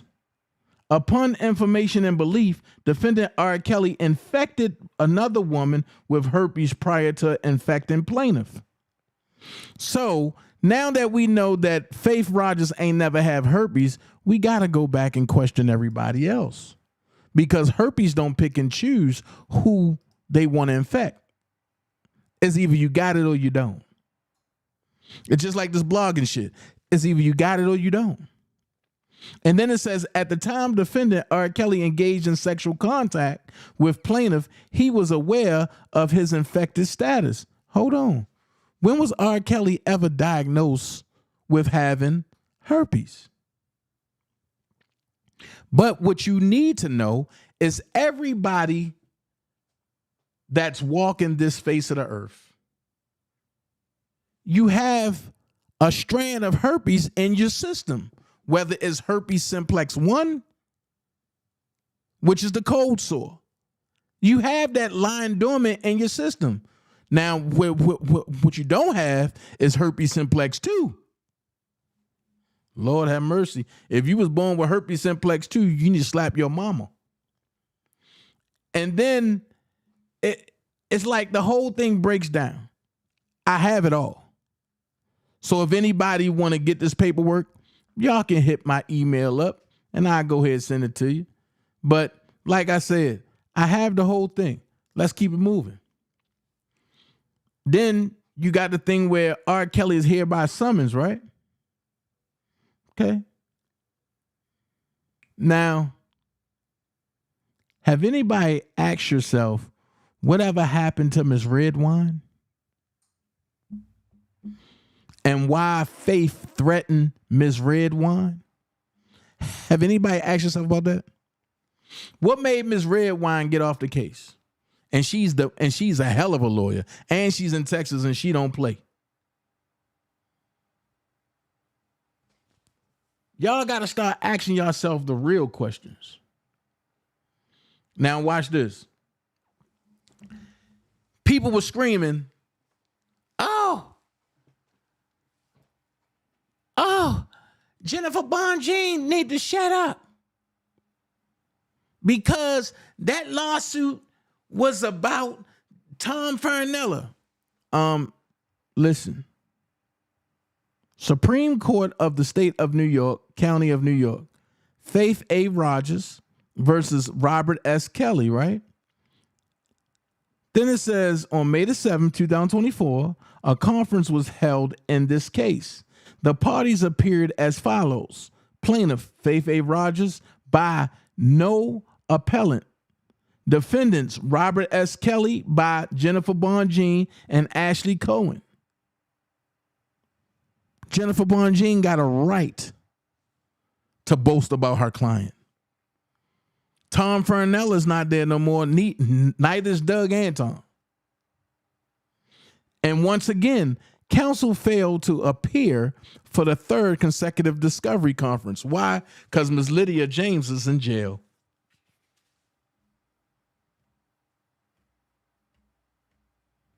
So guess what? Plaintiff shall respond to defendant's written discovery request by April the 7th, 2024. She can't do it because she don't have it. Plaintiff shall provide dates for plaintiff's deposition and plaintiff's mother's deposition by March the 21st to take place in April. Fact discovery to close by June the 30th. Watch this. Now that this has came out about the mother and the plaintiff supposed to be deposed, do you think that they wanted to be deposed? With that being said, the case gone. The case is gone. Why? Because they don't want to get on the stand to be deposed.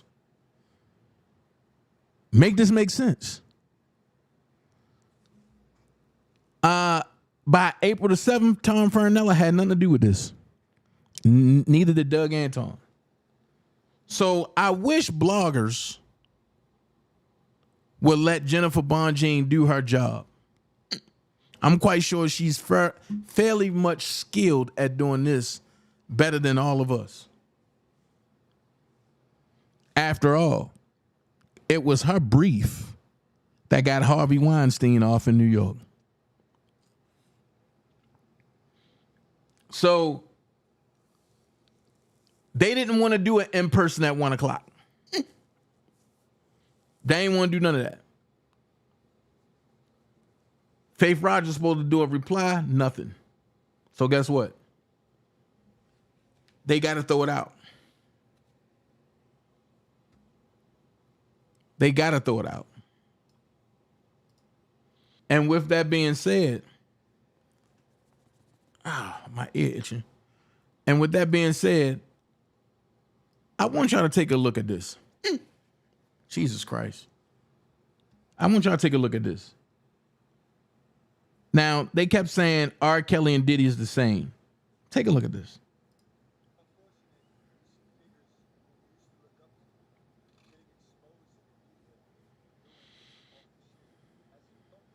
Oh, shoot.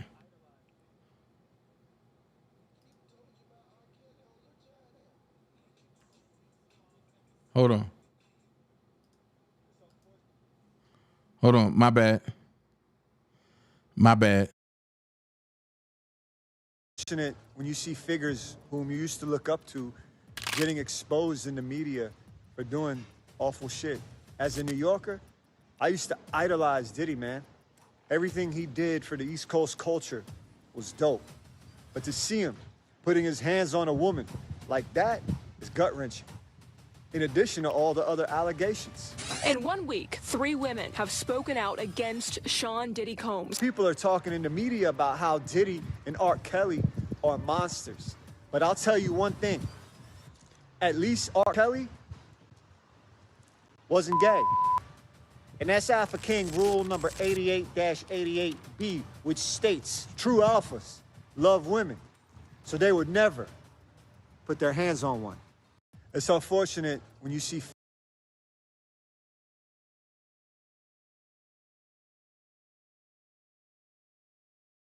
So hold on.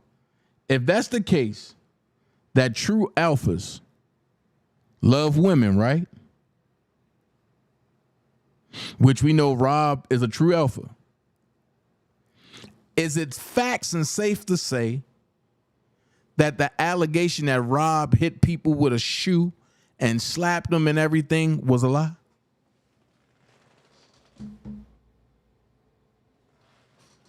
I'm going to open up these phone lines. But I just want to know, is it in fact safe to say that The allegations that was put out on Robert about him beating on women, hitting women with shoes and all this was a lie? Or should I say was nothing but mere allegations?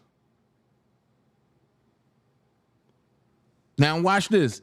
They never said nothing about Rob pulling nobody's hair out or grabbing a braid and a person trying to get away and the braid pulled the hair out. They never talked about that. They said he physically beat women. That's what was said. But call in. The call-in number's on there, 404-914-7986. I'm set up, ready to go. I want to take your questions, your comments. I want to take your questions. I want to hear your comments. Call in 404-914-7986 before I move on to my final topic. Jesus Christ.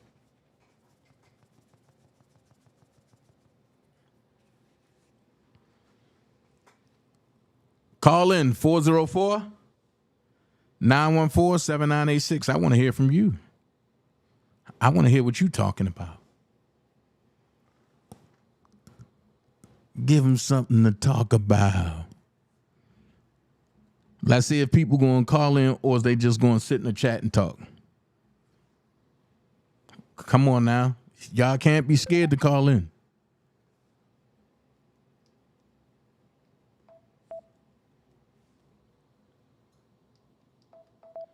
Let's see.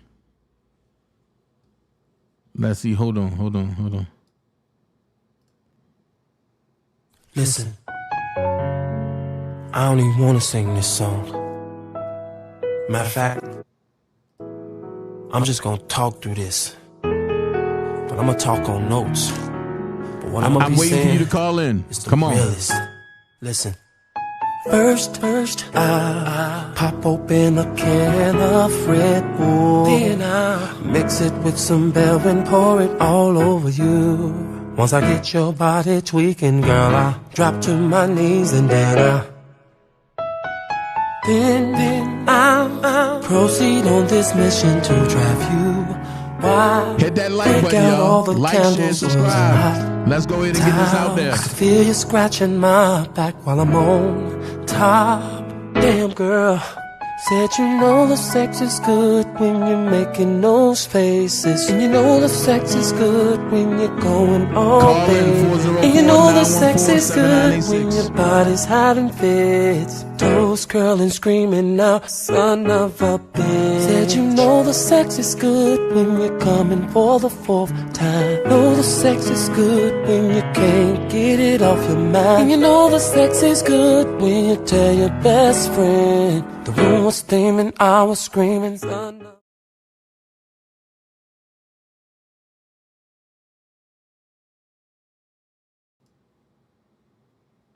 You're live on the Dana J Show. How can I help you, caller?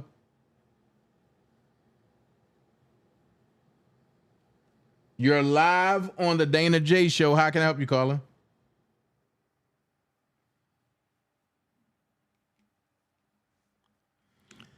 Call in.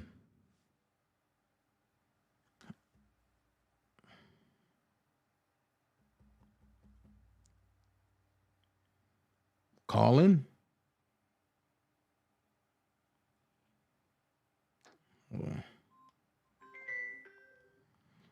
You're live on the Dana J Show. How can I help you, caller?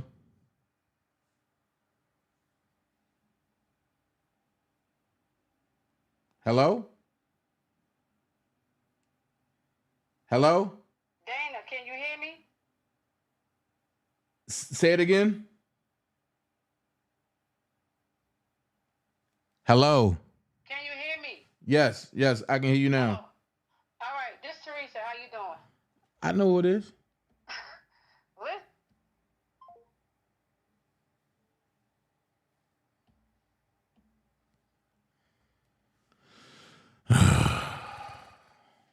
Listen.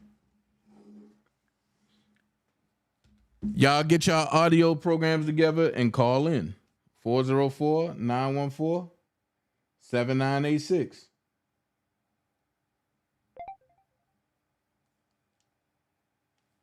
We want to hear from you. Boom, boom, boom, boom, boom, boom, boom. Boom, boom, boom, boom, boom. Hold on. Our own friend said. Our own friend said she had herpes before she got with Kales. That part right there is facts. Sheila, who said that? Who said that?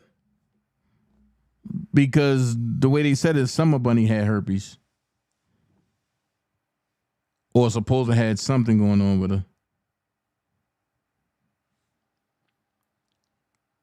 Well, look, I'm ready to move on to the next topic because nobody want to talk. Y'all folks act like y'all scared to call in.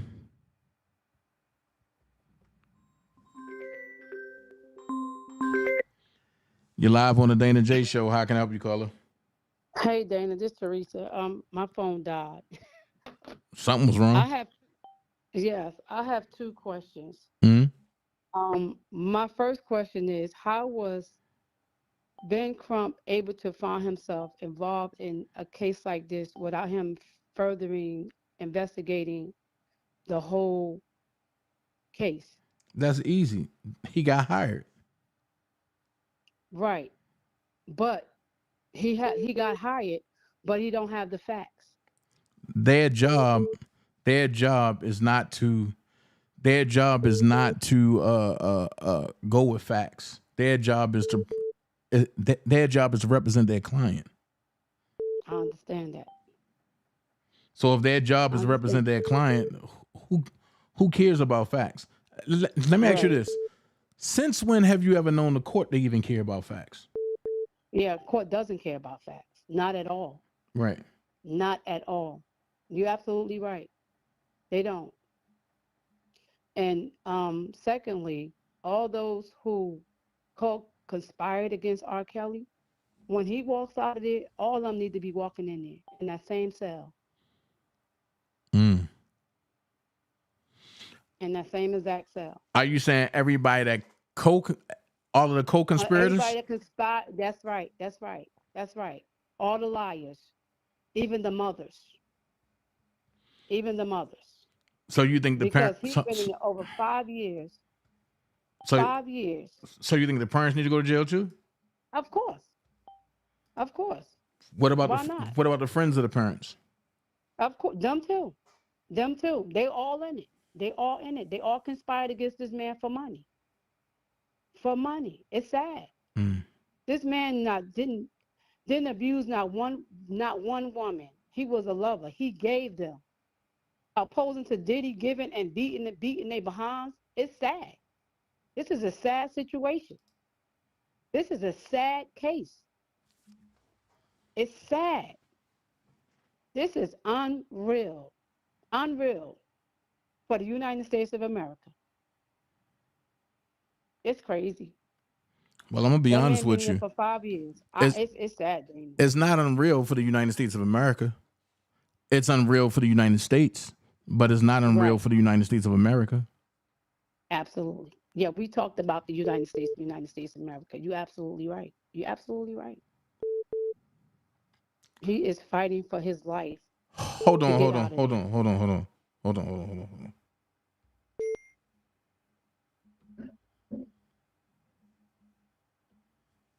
Hello? Dana. Yeah. It's Novella. Hey, yeah, but I had somebody on the other line. Oh, I didn't know what was going on. I thought it was me. Yeah, but hold on for a second. Hold on for a second, okay? All right. Hold on.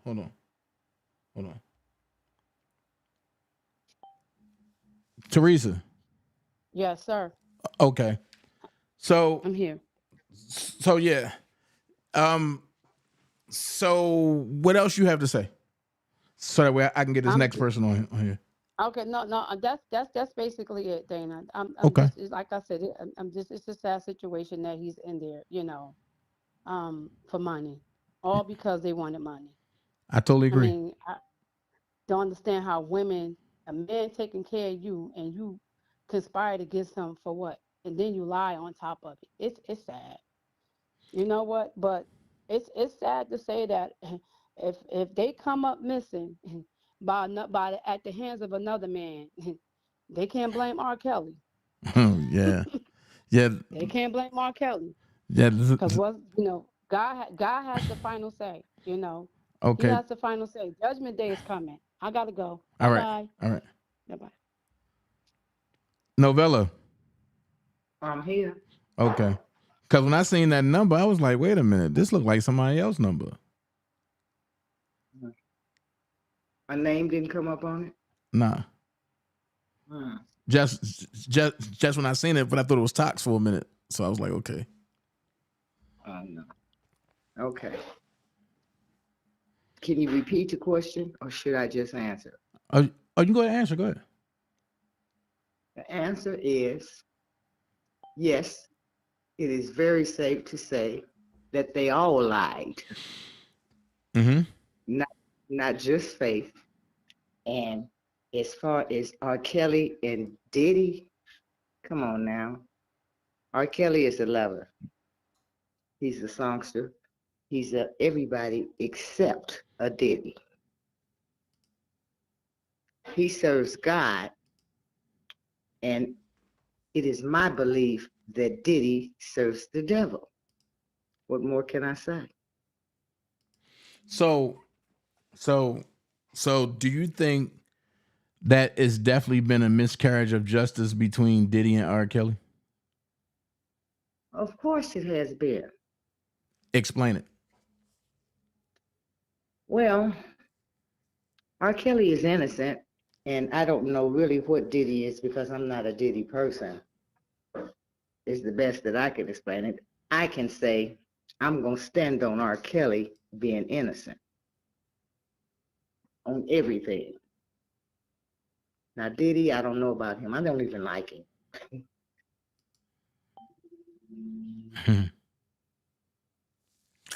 So do you think that they are carrying Diddy wrong, or do you think they carried him right? Because when they went to go get R. Kelly, they went and locked him up when they raided R. Kelly house. They didn't lock Diddy up when they went and raided the house. No, they did not, and they didn't try to lock him up either. And yes, I think that is messed up, and I think that it's just R. Kelly. That, it was just R. Kelly. R. Kelly is a different person than Diddy, but Diddy is the person that they should have locked up. And as far as I can see. So let me ask you now, this. R. Kelly. Oh, go ahead. Oh, no, come on, ask me. No. Go ahead, finish your story. Your statement. That's all right. Come on, ask me, because I might talk too much and make everybody mad. Oh, no, finish your statement. Go ahead, finish your statement.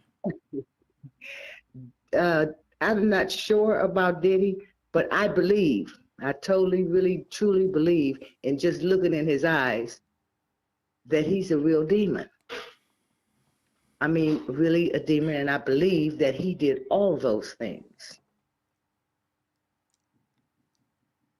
Again, R. Kelly, as you know, that's my guy, and he did not.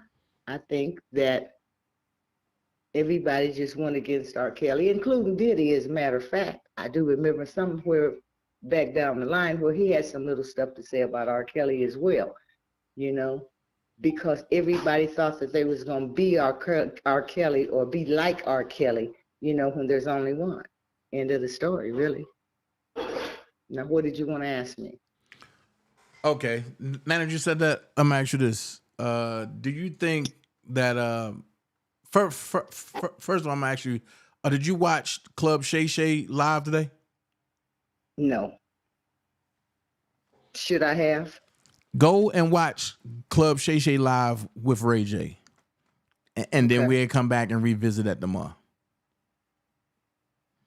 Okay. Because, see, I'm starting to have a problem because I think Shannon Sharp have something against R. Kelly. I think they all did. I think they all did, to be honest, everybody. almost everybody, And and even the ones, oh, go ahead. even the ones that had a lot of messed up things to say about him, once they felt that R. Kelly had a chance to step out of prison, decided that they wanted to be his friend now, and I don't like that. You know. Well, they really don't want to be his friend. They just want to act like they're his friend. Okay. Because they know that they screwed him around. Okay. Hold on. Let me take this next call. Okay, Novella? Let me take this next call. Hold on. Okay. Tomorrow we'll talk on that. All right. I'm going to look. You're live on the Dana J Show. How can I help you? Hi, Dana. Hey, hold. Oh, man, she already hung up. I was going to tell her. I was going to click back over. Hey, what's going on? I just wanted to put in my 2 cents about tonight's topic. Yes, ma'am. Because I couldn't resist this one. Talk about it. Hold on. Wait.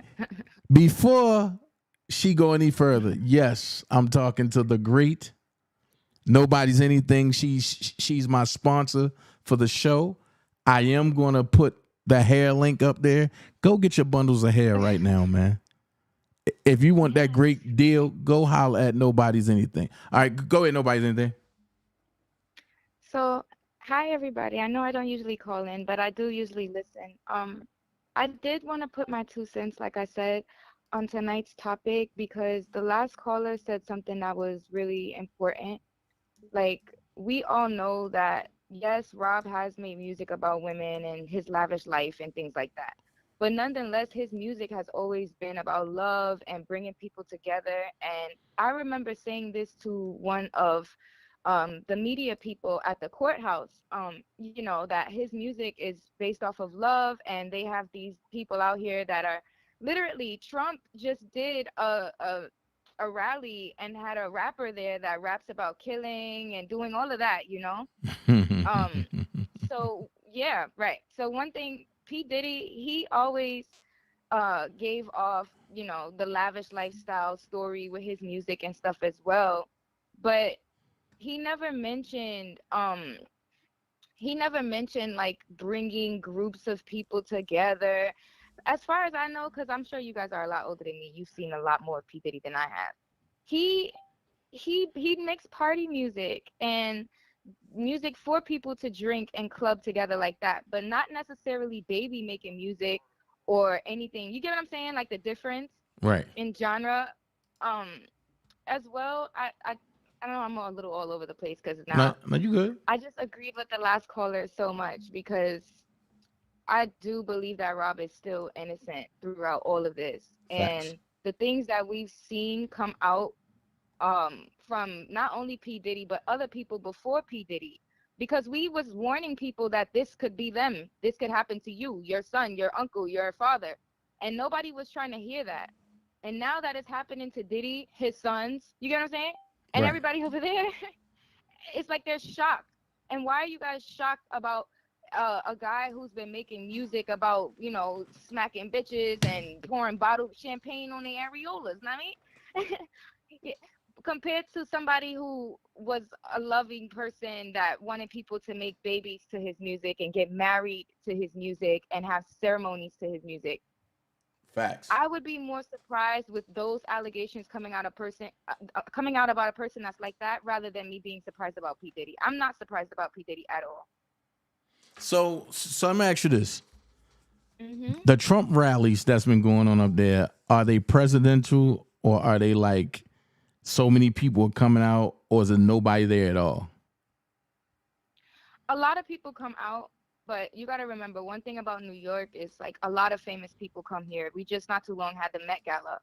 So for Trump to come like right after the Met Gala, it probably wasn't, you know, major, but a lot of people was able to catch him in traffic and stuff like that because they followed him around while he was moving around the city, just to catch him when he did get out and do his little stuff, you know.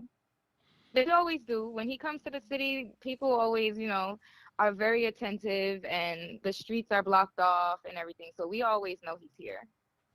So let me ask you this. What you think about the trial, about the Trump trial?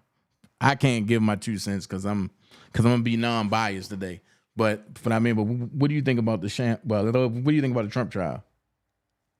I'm not gonna lie to you. I haven't gotten far enough into that to even know what really happened to him. I just seen like the article saying he's guilty, guilty, guilty, felony, felony, felony. But they blame Trump for the rain. They blame Trump for everything. I don't necessarily believe whatever this could possibly be either. You know, I know that they're trying to spy and stop him from becoming president again and from leaking information, because clearly his followers have brought out a lot of truth, and it's still coming out to this day. Of course. No matter who's the president after, if he does get elected again or not, the truth is going to keep coming out. It's never going to go back to those lies that we were believing a couple of years ago about any of these people.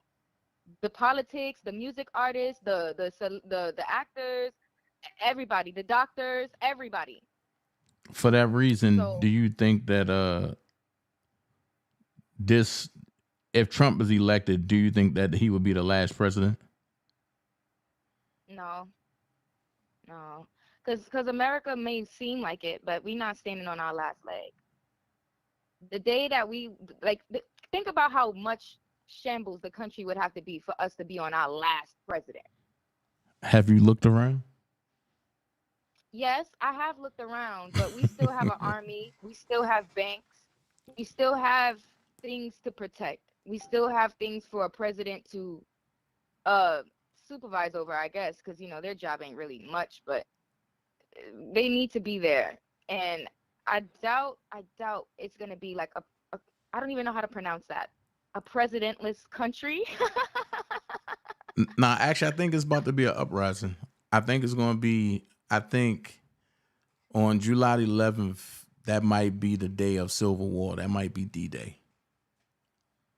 So are they going to consider everyone a sovereign after we don't have that's a lot of questions. Wait, Dana, you're going to have to make me go back and I need to read an encyclopedia or something. And see, here's the thing. Folks don't even know what's going on, but they looking at it like, oh, da-da-da-da-da. They don't know that, but that technically, and I don't mean to say it this way, but Biden is in favor of who? And who want to strip you of your sovereignty? No, that's what's saving you right now. Right. And I'll tell you one thing that I keep seeing. I'm sorry to interrupt. No, go ahead. One thing that I keep seeing is like, you know, Black people are supposed to be, you know, they coming out saying that Jesus was Black. The Russians are saying that. Everybody's coming out and saying how Black people are supposed to be on top, but Black people. Like, and that's the part that gets me. Like, I could care less about P. Diddy when Jesus is Black. And they're coming out and telling us that. Listen, that's a conversation that we got to have. We got to have a real round table. And I mean like a long table. Yeah, right. Gloves off. Let's talk. Because these are conversations that needs to be had, because you have people out here that's ignorant to the fact of what's really going on. And then it's like they will run with what sound good. Just like yesterday, I had to acknowledge the fact that I was believing that Hitler was a racist when he wasn't. Oh, no. You know, Dana, I'm going to be completely honest with you. History has always been my favorite subject, right? Mm-hmm. When I was in school, I told my teacher, like, I think he might be a good guy type shit. Because one thing, I was lucky enough to know my great-grandmother, okay? So my great-grandmother gave me the rundown on all of the, you know, them not letting them get an education, them not da-da-da-da-da. So when I learned about him in school, I was like, he might not be that bad.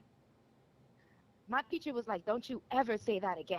Don't you ever say that again. Like, and I'm like, I mean, I think Christopher Columbus and his people did worse. Way worse. So, yeah. So I just didn't see why she was like, I now know why she told me not to ever say that again. Because in school, you know, the anti blah, blah, blah, blah. But I don't, man, have you seen his speeches translated? No. I don't know if you guys know, but like AI has translated Hitler's speeches into English. Okay. Go find that. Okay. You'll be intrigued. Yeah. Yeah, because I do know that I'm pretty much that he slaughtered the fake Jews because Yeah. They were stealing children. They were drinking blood. They were doing everything they're doing right now, Yep. but to the Germans. Yep. So that's why That's why he slaughtered them. Yes. And And biblical. look at how they say, "Oh, the blacks are the Jews. The blacks are the this." So the It's getting problem is, crazy out here. so the problem is now that they know that we waking up to the wealth. Now y'all want to say, "Oh, the colored folks are the Jews." Wait.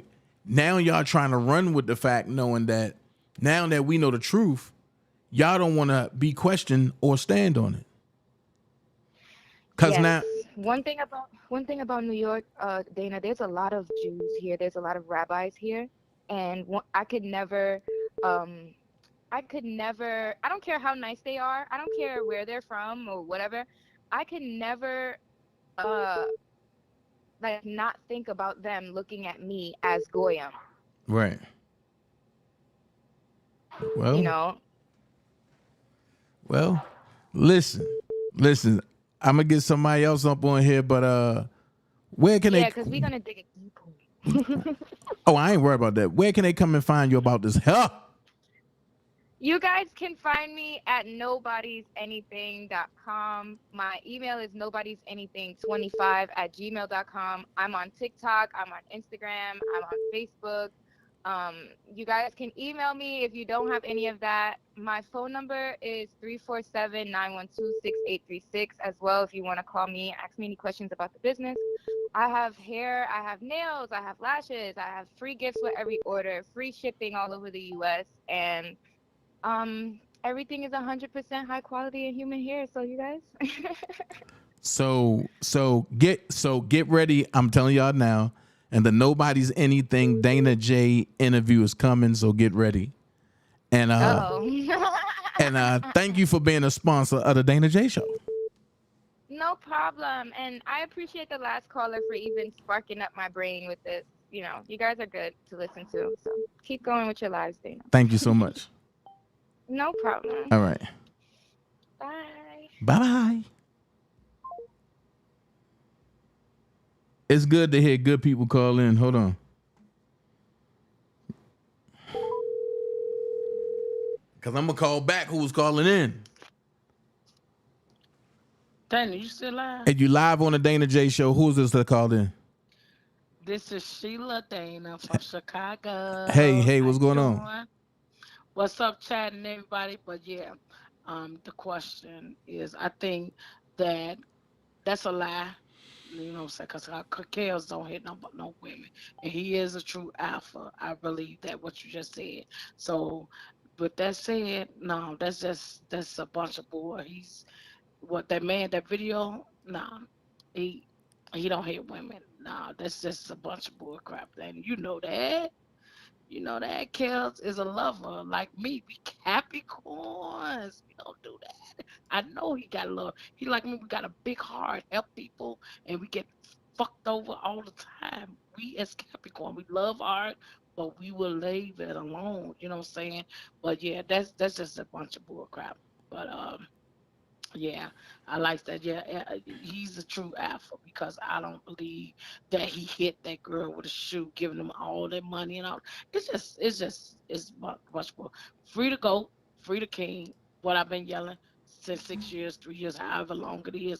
Free him. He needs to be free right now today at 7:33 in Chicago. Okay. So I got a question to ask you. Mm-hmm. Why Chicago don't stand up for R. Kelly? I don't know. It's kind of like just everybody is just messed up, and then the Me Too here is really bad. You know what I'm saying? Like Kim Fox and the politician here sucks. It's because this is a corrupt city, Chicago. That's why people don't stand up for Kale. And it's sad to say because he did a lot for Chicago and everything. Yes. So let me ask you this. So let me ask you this. Y'all came out in droves. Hold on 1 second. Okay. Hold on.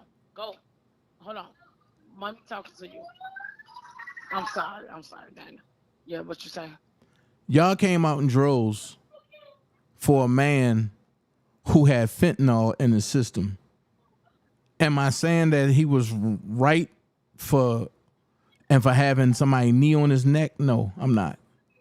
But George Floyd had fentanyl in his system, which made his heart rush, which led to his death. But it's a number of things. If Derek Chauvin didn't have his knee on his neck, then George Floyd wouldn't have panicked. And I agree with you. So I That part, wait. So I ahead. totally am holding Derek Chauvin responsible for George Floyd's death. And Me too.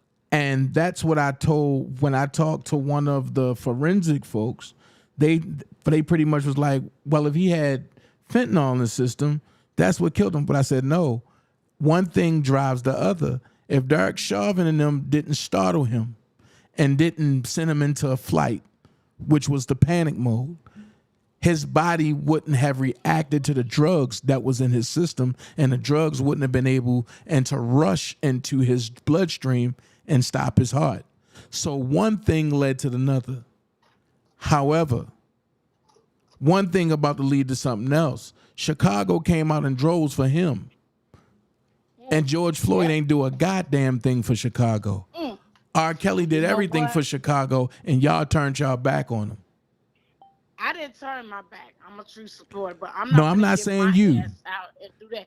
But I know what you're talking about, and you is right, 100% right. They did, but people here, I don't know why, but I'm a true fan of R. Kelly. I know what he did, and I love his music. I know, but I'm not gonna get out here and do my thing, and people gonna protest against me. Oh, he this and he that. I'm not gonna do that. You know what I'm saying? I got to have a team, just like the Me Too. I want to do something like that. Just like the Me Too came out and muted the king and the goats, we need to mute them, because it's a lot of stuff that's going on about women is believe women, and I'm not with that. I'm not with that at all, because I have a grandson.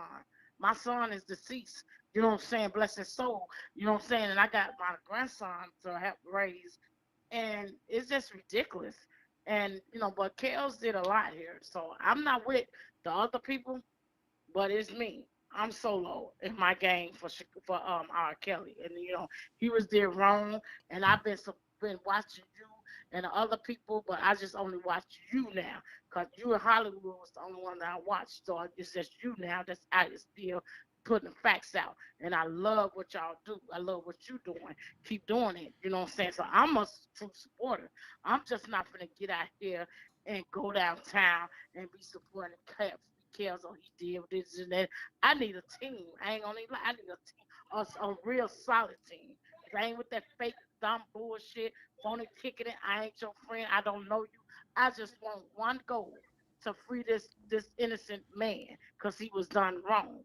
I can't get that, and I'm not gonna go out here and look stupid. So whatever you're talking about Chicago, them other folks, but I'm standing alone. I would say that Sheila and Shatown about my kids, my family, friends, everybody know. Don't talk about kids. That's my baby. That's my boo.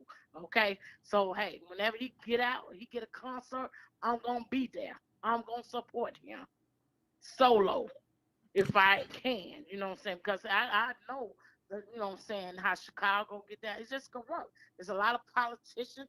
It's just crazy. All the way through presidency, there's these Venezuelans all in Chicago. It's just ridiculous. It's just too much crime, too much everything. Ain't nobody thinking about chaos here. Nobody. But I am. I'm just saying I'm a supporter, and I'm a true solid supporter since 6 years since he was done wrong. 5 or 6 years, however he been behind bars, he needs to be let out. Real talk. Real talk. You can't argue with that. I'm just speaking facts for myself. Chi-Town, and I know what Kells did. You know what I'm saying? I had my kids on him, and I had my kids, my son listen to him. You know what I'm saying? Bless his soul, he's deceased, but you know what I'm saying? But it is what it is. I understand that you're right. We go and march. I ain't gonna say we. These folks here, they do what they march and do what they want to do. People. You know what I'm saying? If I had 100, if I had 3 good motherfuckers. I'd be downtown at the Daily Center, at the Federal Building, at the damn Cook County, whatever Kells was at when he was here. I would have been down there. I watched you and how messy everybody was. I don't surround myself like that because I lose everything. Because I will fuck somebody understanding up real goddamn quick and fast, okay? You know, but especially with Kells, because I don't play around with nobody with a real solid good man that's behind bars and he don't need the bullshit all the way around. Excuse my French, you guys, you know. But hey, it is what it is. And I'm screaming and yelling to the top of my lungs, free R. Kelly right now at 7:39 in Chicago goddamn time. If he ain't got nobody in Chicago supporting him, Sheila Delaney, my government name, I'm supporting him. But I don't want no fake motherfuckers around me because y'all would be motherfucking lost in the goddamn sauce with me. All right. Well, Miss Sheila Delaney, we want to say thank you. You met me, Dana. So, hey, you know, I'm with you. I'm Team Dana. Of course I met you. Dream Team, okay? So how's the seasons going? Or is you done? I need some more. You didn't get my text? Oh, I got to text you. Nah, I ain't getting no text. That stuff. Huh? Yes, I need some more. So you say that your folks like the season? Man, Dana, look, don't have me make Atlanta stop now. Which one? Do me like that. Well, just text me the ones you want, and I'll go ahead and. I already did. I texted you earlier. I think before your live or before you when you sent me the text about you was going live. I sent you a text. Okay. Well, I'll go ahead and make it out. I mean, I'll go ahead and fill your order. I mean, you know what to do. Just hit that Cash App, yeah. and definitely, and your order be in the air the next day. I know, but look at the text when you get chance and tell me the amount. You know, I don't know. I got two steaks, 2 chicken. That's all I need. 2 steaks and 2 chicken. Mm-hmm. Oh, so I still got a lot of the other stuff. Oh, so you ain't want none of that? You ain't want none of that Bing Bing? What's that, Danny? You got some new shit. What you talking about?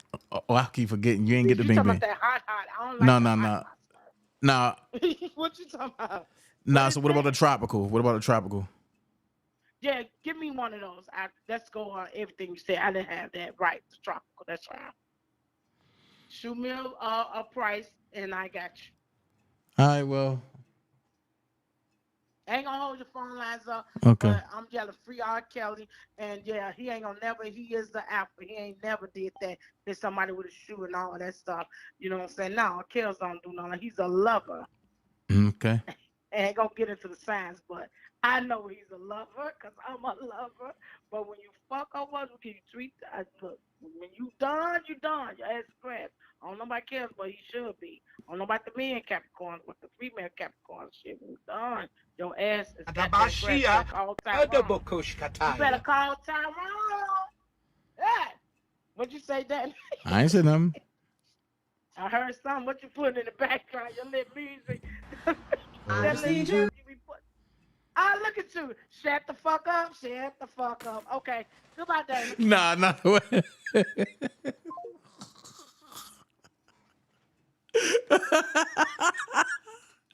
I love Sheila. Sheila said, look at you. Nah, but I hit the wrong button when I was going to play this right here. That's what I was going to play, but I hit the wrong button.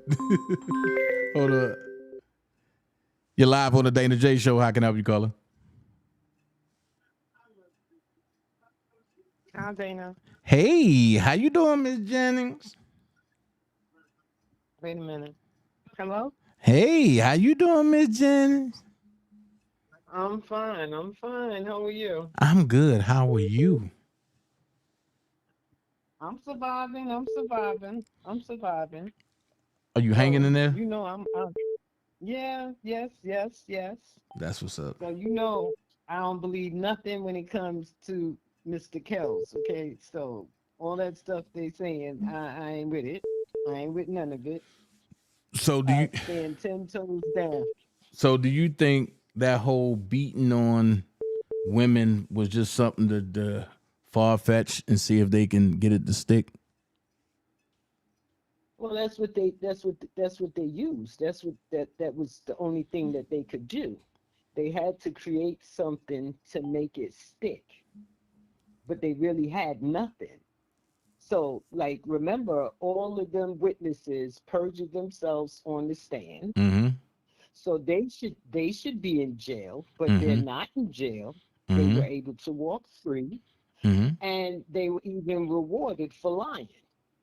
You know what I mean? Facts. So at the end of the day, comparing Kells to Diddy, like, there is no comparison.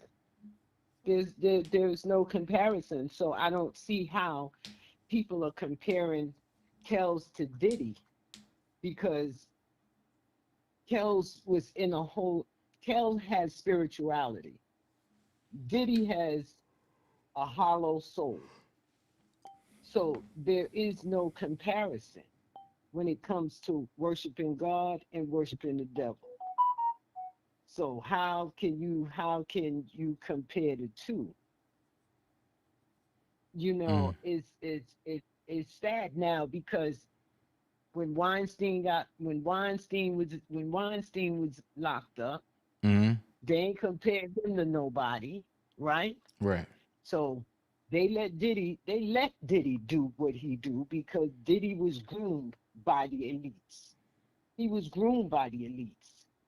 So he was only doing what he was allowed to do.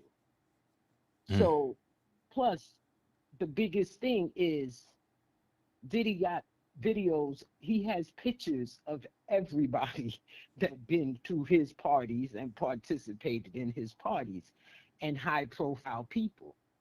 Now, with all the videos and everything that they have of him abusing women, abusing the females, minors, and all of that, he still gets to walk free. He gets to walk free. But yet they have no evidence against Kells. Everything against Kells is lies, and he's sitting in jail for 5 years.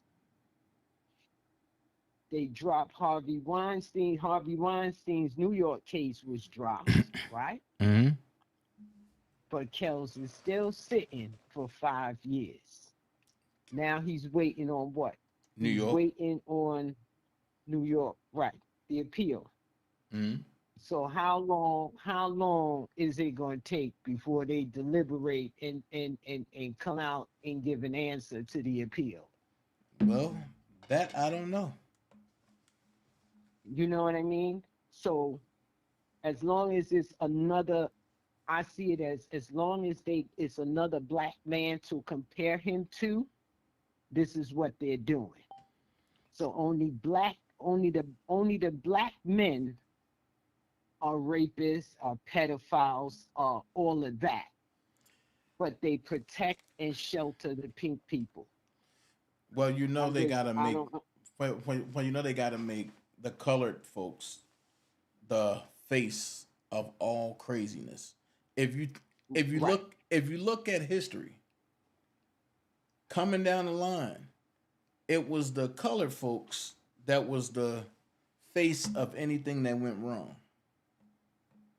Right. So Okay. Right. that part And right and there, and the nobody's fact, anything. Nobody's anything said. How come they won't consider Diddy a danger to the community like they did Rob? Facts. Why won't they consider Diddy because a flight threat? he has evidence on the people. They rather let him be free and try to get him gone. You understand? His freeness ain't just for free. You Right. understand what I'm saying? Right. But he's free in fear. He's free in fear, because even if he knows he should be behind bars, he's not. Facts. They done depleted his money. You understand what I'm saying? So they're bankrupting. They done bankrupt him already, but they let him be free because he's in fear. Because he don't know who's gonna come after him, when they gonna come after him. But they don't want him breathing. Mm. They don't want him breathing. totally agree with you. But the thing is, they're not going to allow him to take down the elites that groomed him. Because he got pictures of everybody. He got pictures, evidence of everybody. So when everybody thought he was on that helicopter, or when they were saying that he flew out of state and he wasn't on the helicopter, Diddy ain't stupid. He got the evidence out of that fucking place. That's what they want. Now, Once they get that, they go. I totally disagree with you on that one. Okay, so what is it? Now, I don't know what it is directly, but after looking at the way the events turned out, I think honestly that Diddy, I think he tried to get rid of some stuff, but some stuff he couldn't get rid of because they hit all three at one time. And when you hit all three residents at one time, it's some stuff he got rid of, but it was some stuff you just couldn't get rid of. And then on top of that, it's too many people that came out speaking about it. So my question is, what did he do to the elites? And it got to be, and it's more than just. He wouldn't bring them no more kids. What you mean? Now you can't say that because he had a whole tunnel. Right, he had. The you tunnel, can't say that because he just groomed a white girl on. I mean, oh my God! And because he just groomed a Caucasian chick on camera. So you can't say that.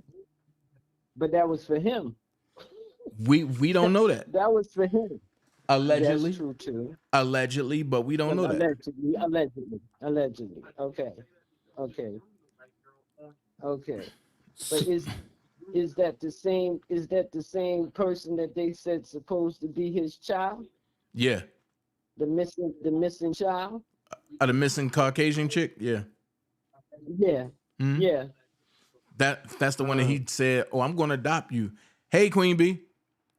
So I don't know. You know what I mean? But I thought they couldn't find her. I don't know. Because they can't find her. The missing pink child. The girl. They didn't find her. I don't know. I'm just waiting for the cases so I can go to court. That's all I'm waiting for. Because I will be covering that trial live every day. I will be in New York for that. Okay. And can I be giving you firsthand of what's going on in the courtroom? Well, I might meet you down there in the parking lot.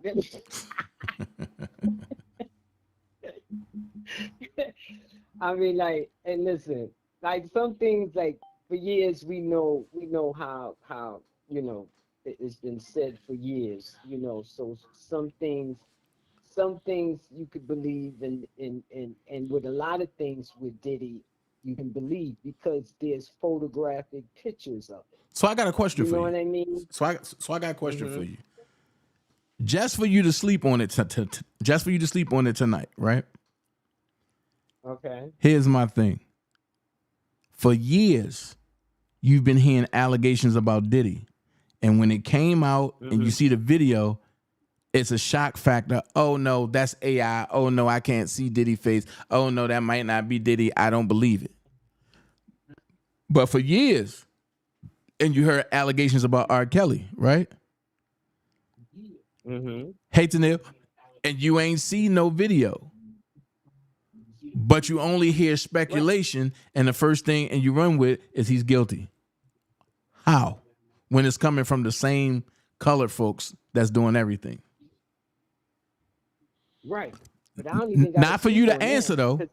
Not for you to answer. But I don't need to sleep. I don't need to sleep on it because I'm 100%. I'm 100% Kells. Right. I don't need. Right. Not for you to answer.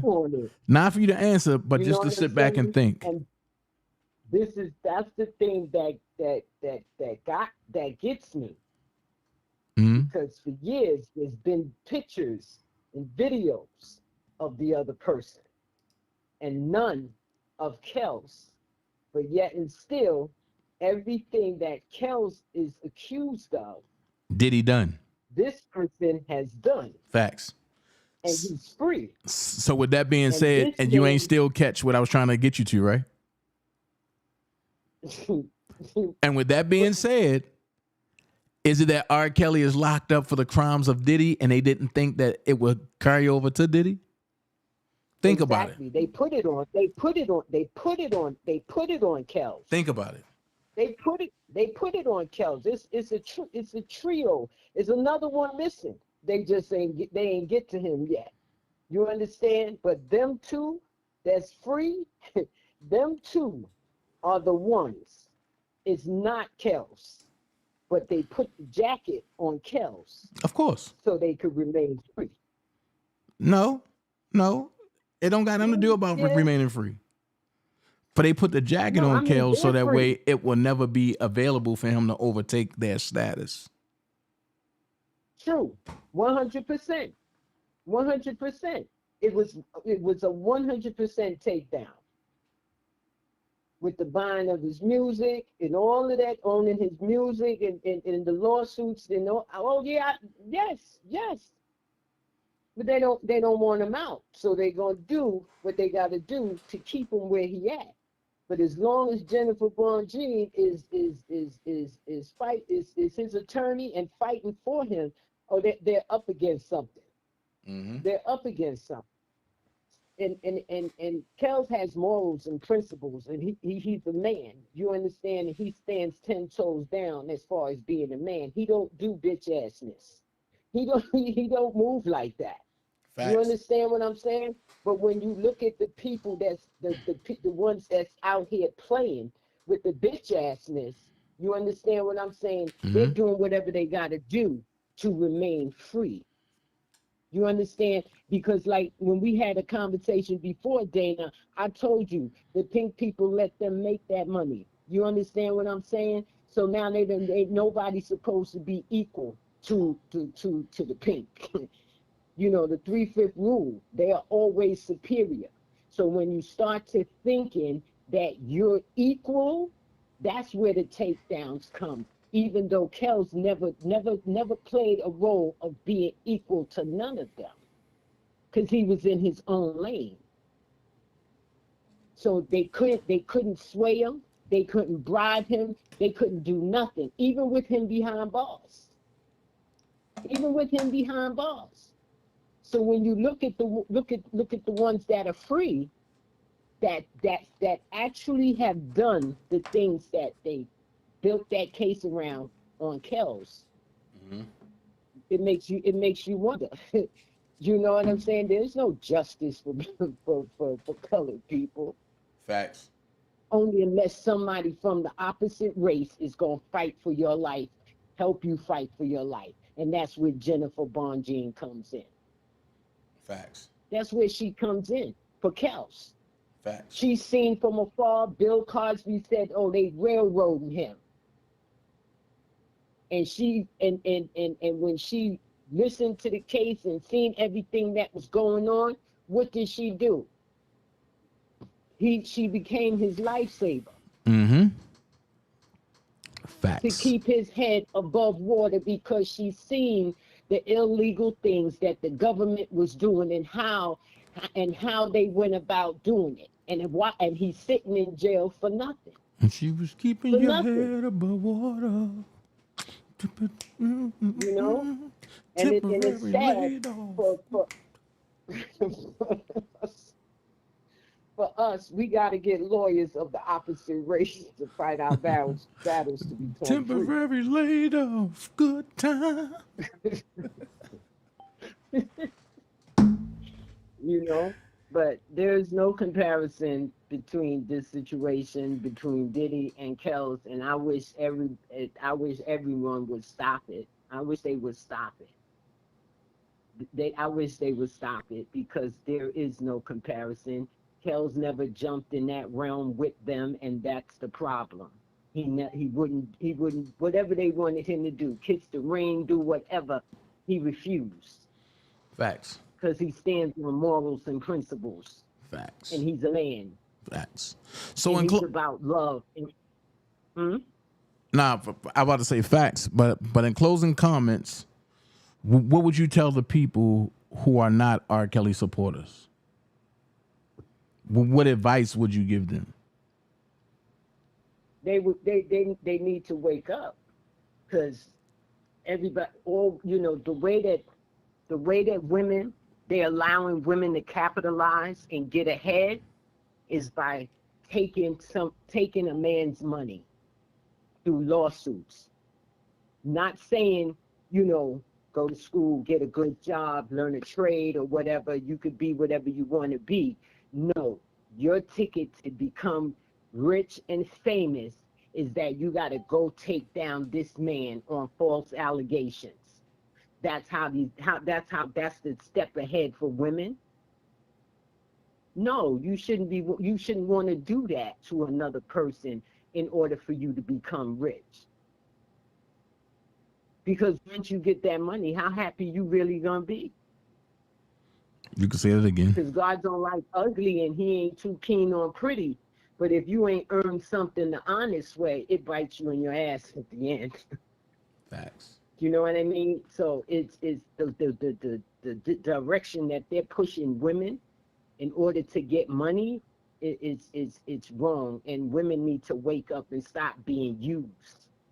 They need to stop being used, because men are now victims, and it's just now that the laws are starting to acknowledge men and not just women, because the system was designed for women.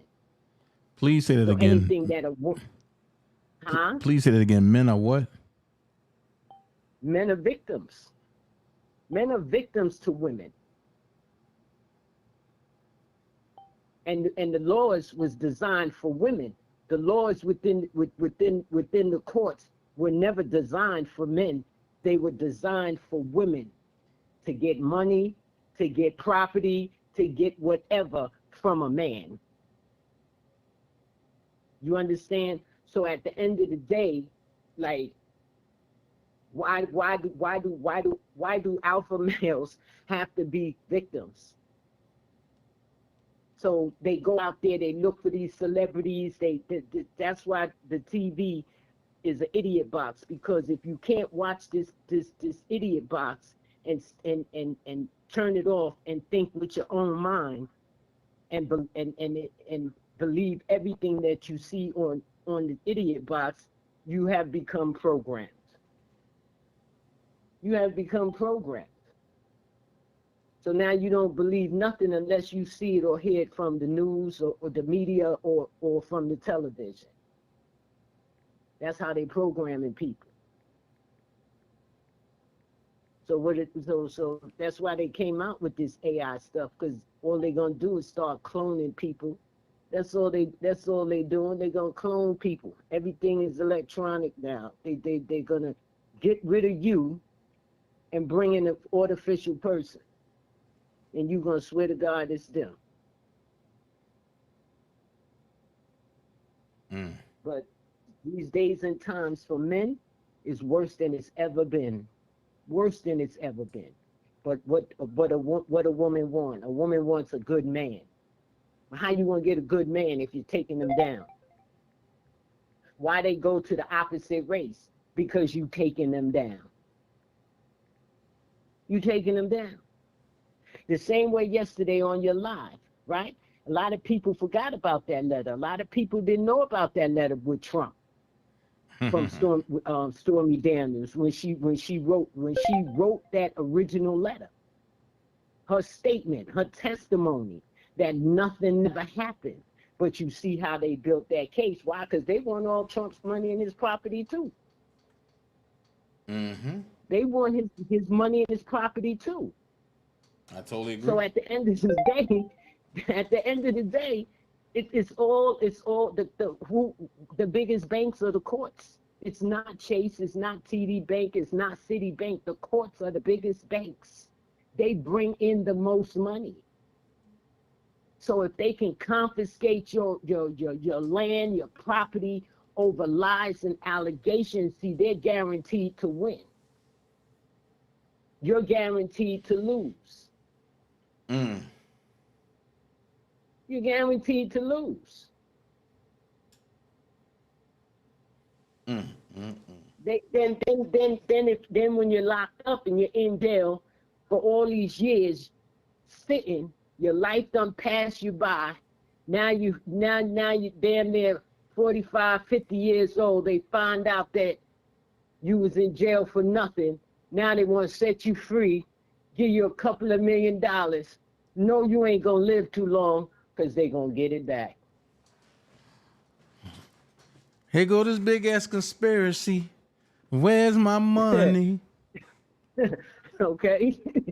I mean, like this is, you know, people sit back and look at what's really going on, and instead of us coming together as a people, we want to go after people that worked hard to get theirs, and you just want it for free. You just want it for free. Like my mother said growing up, she said, you gonna get out there, you gonna get a job, because y'all gonna help me pay these bills. you understand what I'm saying? So I know what it is to work. But you have a lot of people that don't want to work, but they want money. And the easiest thing for them to do is take from those that's working for it.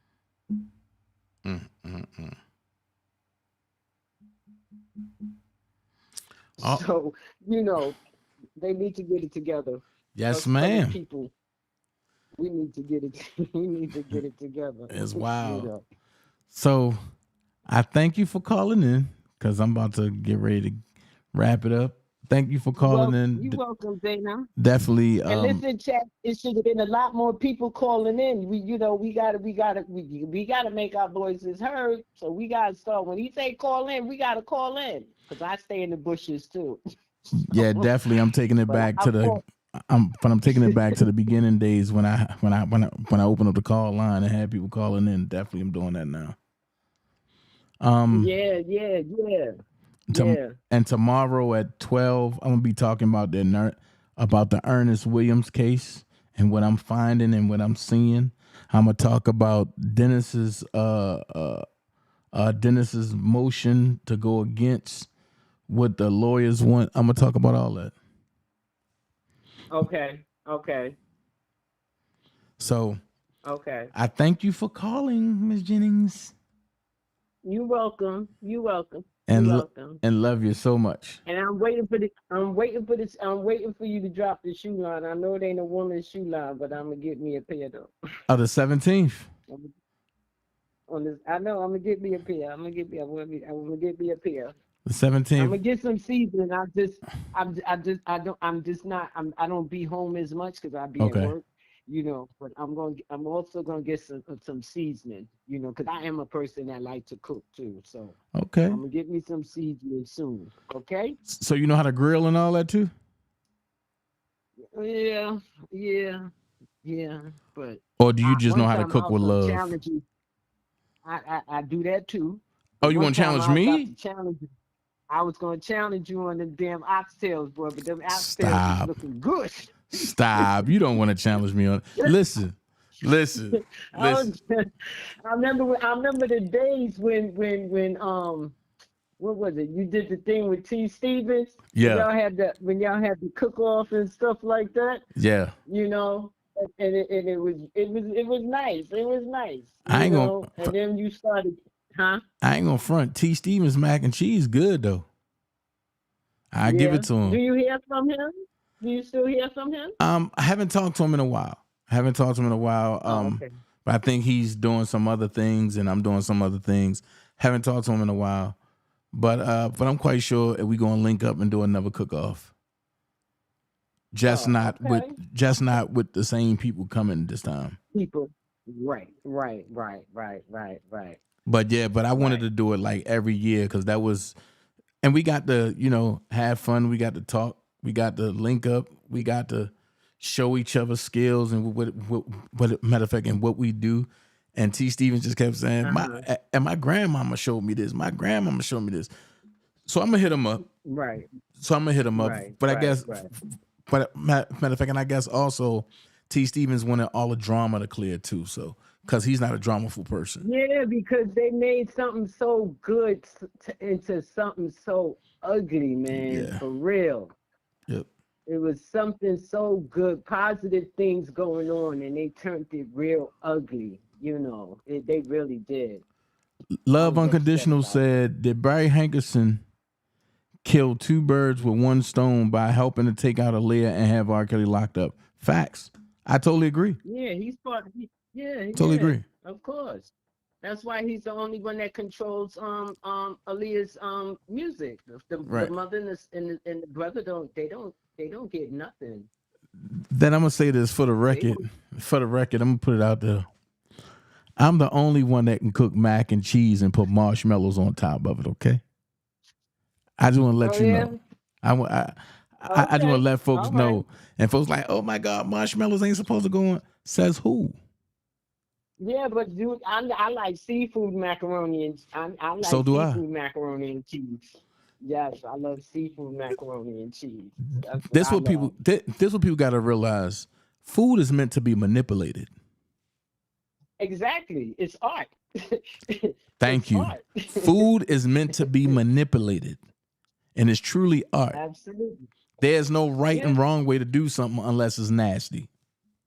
No, it's trial and error, man. It's trial and error. Trial and error. Most of the trials be good. Right. And the thing is that they talking about, oh, you can't put marshmallows on top of mac and cheese. Okay, but don't y'all put vanilla wafers on top of the mac and cheese? I'm saying, but don't people create their own recipes? I mean, like, that's how you create your own recipes. Right. You gotta try some stuff. Right. You know, do some different stuff to some things and see how it tastes. And most people that would say, oh, that's nasty. No, it'd be tasting good. It'd be tasting good. And the biggest joy is when you see other people enjoy what you made. So I say this. You know what I mean? Right. So I say this. Willie Jones, don't knock it until you try it. Toy, Niecy, and anybody else that think they can cook, set up the day so I can whoop your ass in that kitchen. That's all I'm saying. I'm calling people out now. That's where it's at. I'm calling you out. And Toy and Niecy are on my hit list. Now, you got targets now. Now, the one thing I can say is Toy can cook and Niecy can cook. But I'm putting them on my hit list because if I get them out the way early in the first round, then yeah, we're going to do the thing. And we're going to go back to cooking on the channel too. And we're going to start doing a lot of stuff that we did to, that get us to where we at now. Oh, Queen B said I can cook. Yeah. All right, Queen B, but let's join it. Let's do it. Let's do it. Yeah. Let's do it, cause see, I'm. So I got some things I gotta do. Yes, ma'am. But it was good talking to you. Great. I don't be I be working so much. I be working so much, and I be missing lives and stuff. So. Great talking to you. Like, I fell asleep last night on your live. Great talking to you. Go get some rest. Same here. All right, Dana. Much love. Yes, ma'am. Love you. In the chat, much love. Okay, right. Love you much. Love you too. Bye-bye. All right. So I see Miss Bougie popped up in the chat talking about get up off my sisters. Listen. Miss Bougie, you can cook too. You can come get this work too. It ain't nothing. One thing that we do over here, we laugh, we joke, we compete, but guess what? We love one another. And Miss Bougie, she can cook a little bit, a little oodles and noodles. She can cook a little bit with a little egg in it. I mean, now I'm waiting for somebody to say, I don't cook oodles and noodles. Listen, you don't know what you're missing. Make yourself a ramen dish. What do you think ramen dishes are when you go to these extravagant restaurants? Nothing but oodles and noodles with a little this and that thrown in it. Oh Lord, you ain't ready, bro. Here we go. Listen. Look at this. Listen, Linda. Look at this. You ain't ready, bro. Listen, Linda. See, I ain't gonna put nobody to shame. Only thing I'm gonna say is okay. All right. Whatever. If y'all want to see Dana J versus Miss Bougie, Toy, and Niecy, put a hell yeah in the chat. If y'all want to see a cook-off, a battle of the sexes, and I represent for the men against them, put a hell yeah in the chat. That's all. Simple as that. Simple as that. Simple as that. You know what I mean? And then I'm going to redo my macaroni and cheese with the marshmallows on top. Yeah. And then when you taste it, you be like, oh my God, I ain't know it tastes like that. I ain't know it tastes like that. Yeah. I ain't know it tastes like that. I do ramen bowls with it. Oh, for real? That's what's up, Queen B. Miss Bougie said, let me go back to do what I'm doing. All right. Guess what? I'm feeling good today. I'm running a special on spices. Okay? I'm running a special on spices. So go ahead and put your orders in. Just email me, bookdanaj@gmail.com, or call me 404-914-7986 and come get your spices. Okay? That's all. But check it out before I go. The spices are in. The spices are in. Oh my God. We got Dana J Hattie Lemon Steak Spice. Oh yeah. We got the Dana J Lafayette Low High Rise Tropical Bang. Come and get it. We got. Hold on.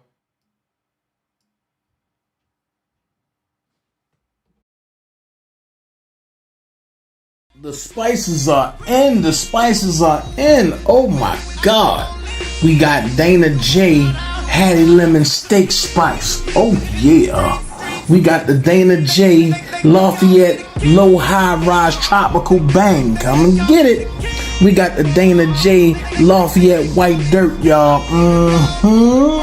We got the Dana J's Jackson Family Seafood Blend number 2. Oh my God.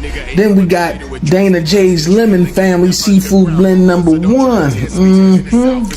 We also have the Dana J's Lafayette Low Rise Mild Heat. If you know if you want that heat. Then we got the real heat. If you want the Dana J's Smut. That's the extreme heat that got the Joker on the side. Oh my God. Come and get it. Come and get it. The Dana J spices are running wild. I'm telling you, come and get it. After you taste these spices, you ain't gonna want nobody else's. I holler at you later. Hit me. So with that being said, I'm just saying, it is what it is. Come holler at your boy. I got the spices lined up on deck. I will look out for you. I'm running specials. So just come on and holler at me. And also, Nobody's Anything. She got the hair jumping, y'all. She got the hair jumping. She got the hair jumping. And real quick, I must say this. I almost forgot. Real quick. Fani Willis. The update.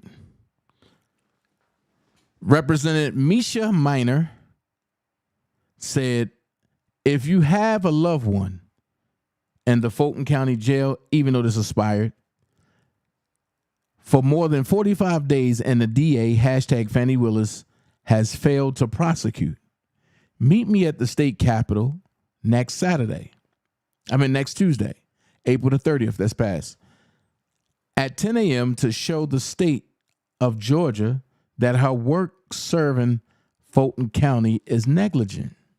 Right? Let me play this. But if we aren't, I need her to, at least know what's going on.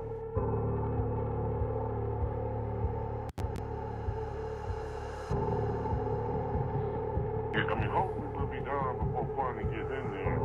But if we aren't, I need her to, at least know what's going on.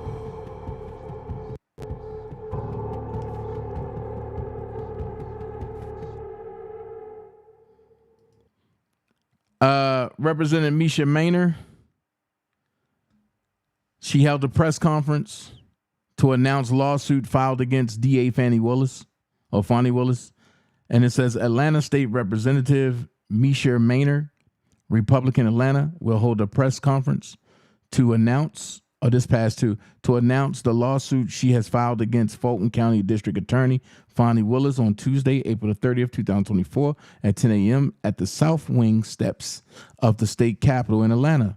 During the press conference, Representative Maynor will also address oversight of prosecutors in Georgia, along with statistics concerning Fulton County jail inmates currently awaiting prosecution and being denied a bond beyond the 90-day threshold. Citizens and family members must know they have a right to file a motion for a bond, and the judge must grant the bond if they have been confined to jail more than 90 days and District Attorney Fani Willis has failed to prosecute, said Representative Minor. Who? Representative Misha Minor, Republican, Atlanta. What? Press conference. When? Tuesday, April 30th, 2024, 10:30 a.m. Where? When? Where? Georgia State Capitol, South Wing Steps, second floor, 206 Washington Street, Southwest Atlanta, Georgia, 30334. So, with that being said, I have to give y'all the update. With that being said, breaking. New investigation reveals Fani Willis was involved in a multi-state election fraud and money laundering enterprise. The investigators identified in the Fani Willis campaign finance report 222 contributions to her campaign that had zero donor information. Many of the donors were out-of-state elderly people. Hold on, let me read it again. The investigators identified in the Fani Willis campaign finance report 222, or let's go ahead, 222 contributions. So the investigators identified in the Fani Willis campaign finance report that 222 contributions to her campaign had zero donor information. Many of the donors were out-of-state elderly people. Oh my God. When contacted about making campaign contributions to Fani Willis, one of the elderly people on the list stated that she had never made a single campaign finance contribution to her campaign. Oh my God. Explosive revelation, Fani Willis linked to massive election fraud and money laundering. Let me see if that's what they say. And money laundering RICO enterprise. Let's put that right there because we're going to come back and visit that tomorrow. The cash transactions are untraceable. Fani says she's keeping lots of cash at home. Right. Where did the cash come from? Well, I'm going to give you an example. It came from Peanut. Let's see. So, I will not be vouching for Fani Willis to be the DA after November. People are sitting back talking about, oh, you should vote for her because she's colored. Vote for her because she's black. That don't mean a goddamn thing. I don't like her demeanor. I don't like her attitude. I don't like her couth. I don't like nothing about this lady other than the fact that outside of court, she cool. But within the confinements of court, she's not the right DA. So, Dana, who do you suggest to be the right DA? None other than the one and only who I'm endorsing, And I'm endorsing Courtney Kramer for District Attorney of Fulton County. She's a Republican candidate, and her slogan, it's not about right versus left. It's about right versus wrong. It's not about right versus left. It's about right versus wrong. Y'all go and support CourtneyKramer.com. That's CourtneyKramer.com. Y'all go support Courtney Kramer. She's a beautiful, vibrant person. And guess what? She'll get the job done. Hands down, she'll get the job done. So I'll be looking forward to, but I'm showing her little thing. I'm showing her campaign thing if you want to donate as well. So you'll be hearing a lot more from Courtney. You'll be hearing a lot more from me involving Courtney. I say this, if you want change, sometimes you got to get change. And don't vote for nobody just because of skin color. Vote for them because you believe in what they will get done. All right? DanaJay up out of here. Y'all be blessed. See you tomorrow. Peace. Oh, before I go. My son graduated 5 days ago. My oldest boy. Graduated 5 days ago. He's not a boy no more. He's a grown man now. He's 18. I must say this. Am I sitting on here grandstanding saying that I'm the best dad in the world? To him, no. Because I failed at some things when it came to my son. But at no point in turn do I negate my son. And for the people that think it's a game of what I went through with my son, understand those chips will turn around on you with your son. At the end of the day, Christian know his dad love him through and through. That's my twin. That's my twin for real in a male form. Journey, my twin in a female form. And Kai's my twin in a back form. And Malik said, congrats, nephew. Facts. Like I say, I love my son through and through, and that's how we rocking. He know what it is. Whenever he needs his dad, holler. Pick up the phone. I'm there, no matter what. I walk through grass and high water for him.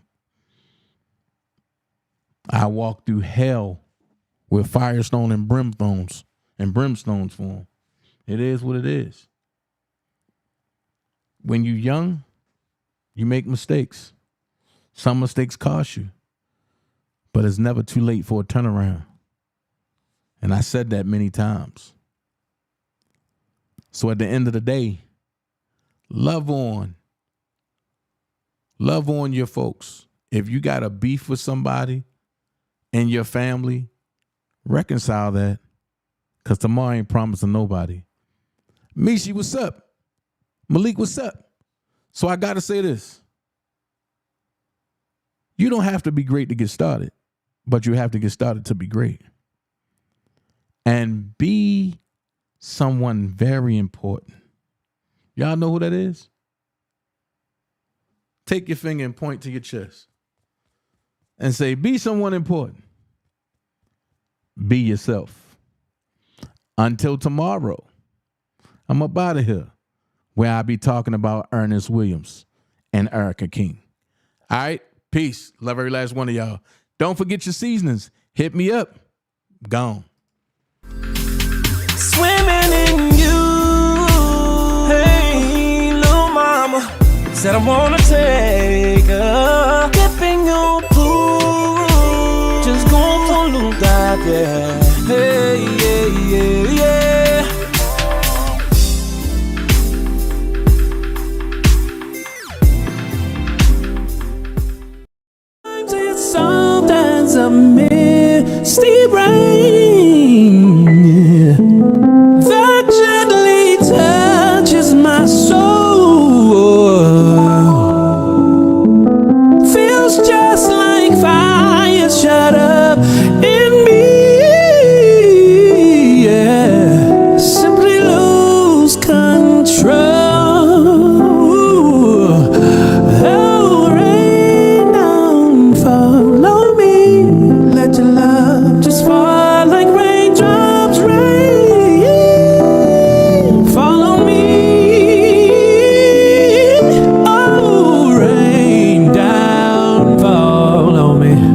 your love just fine.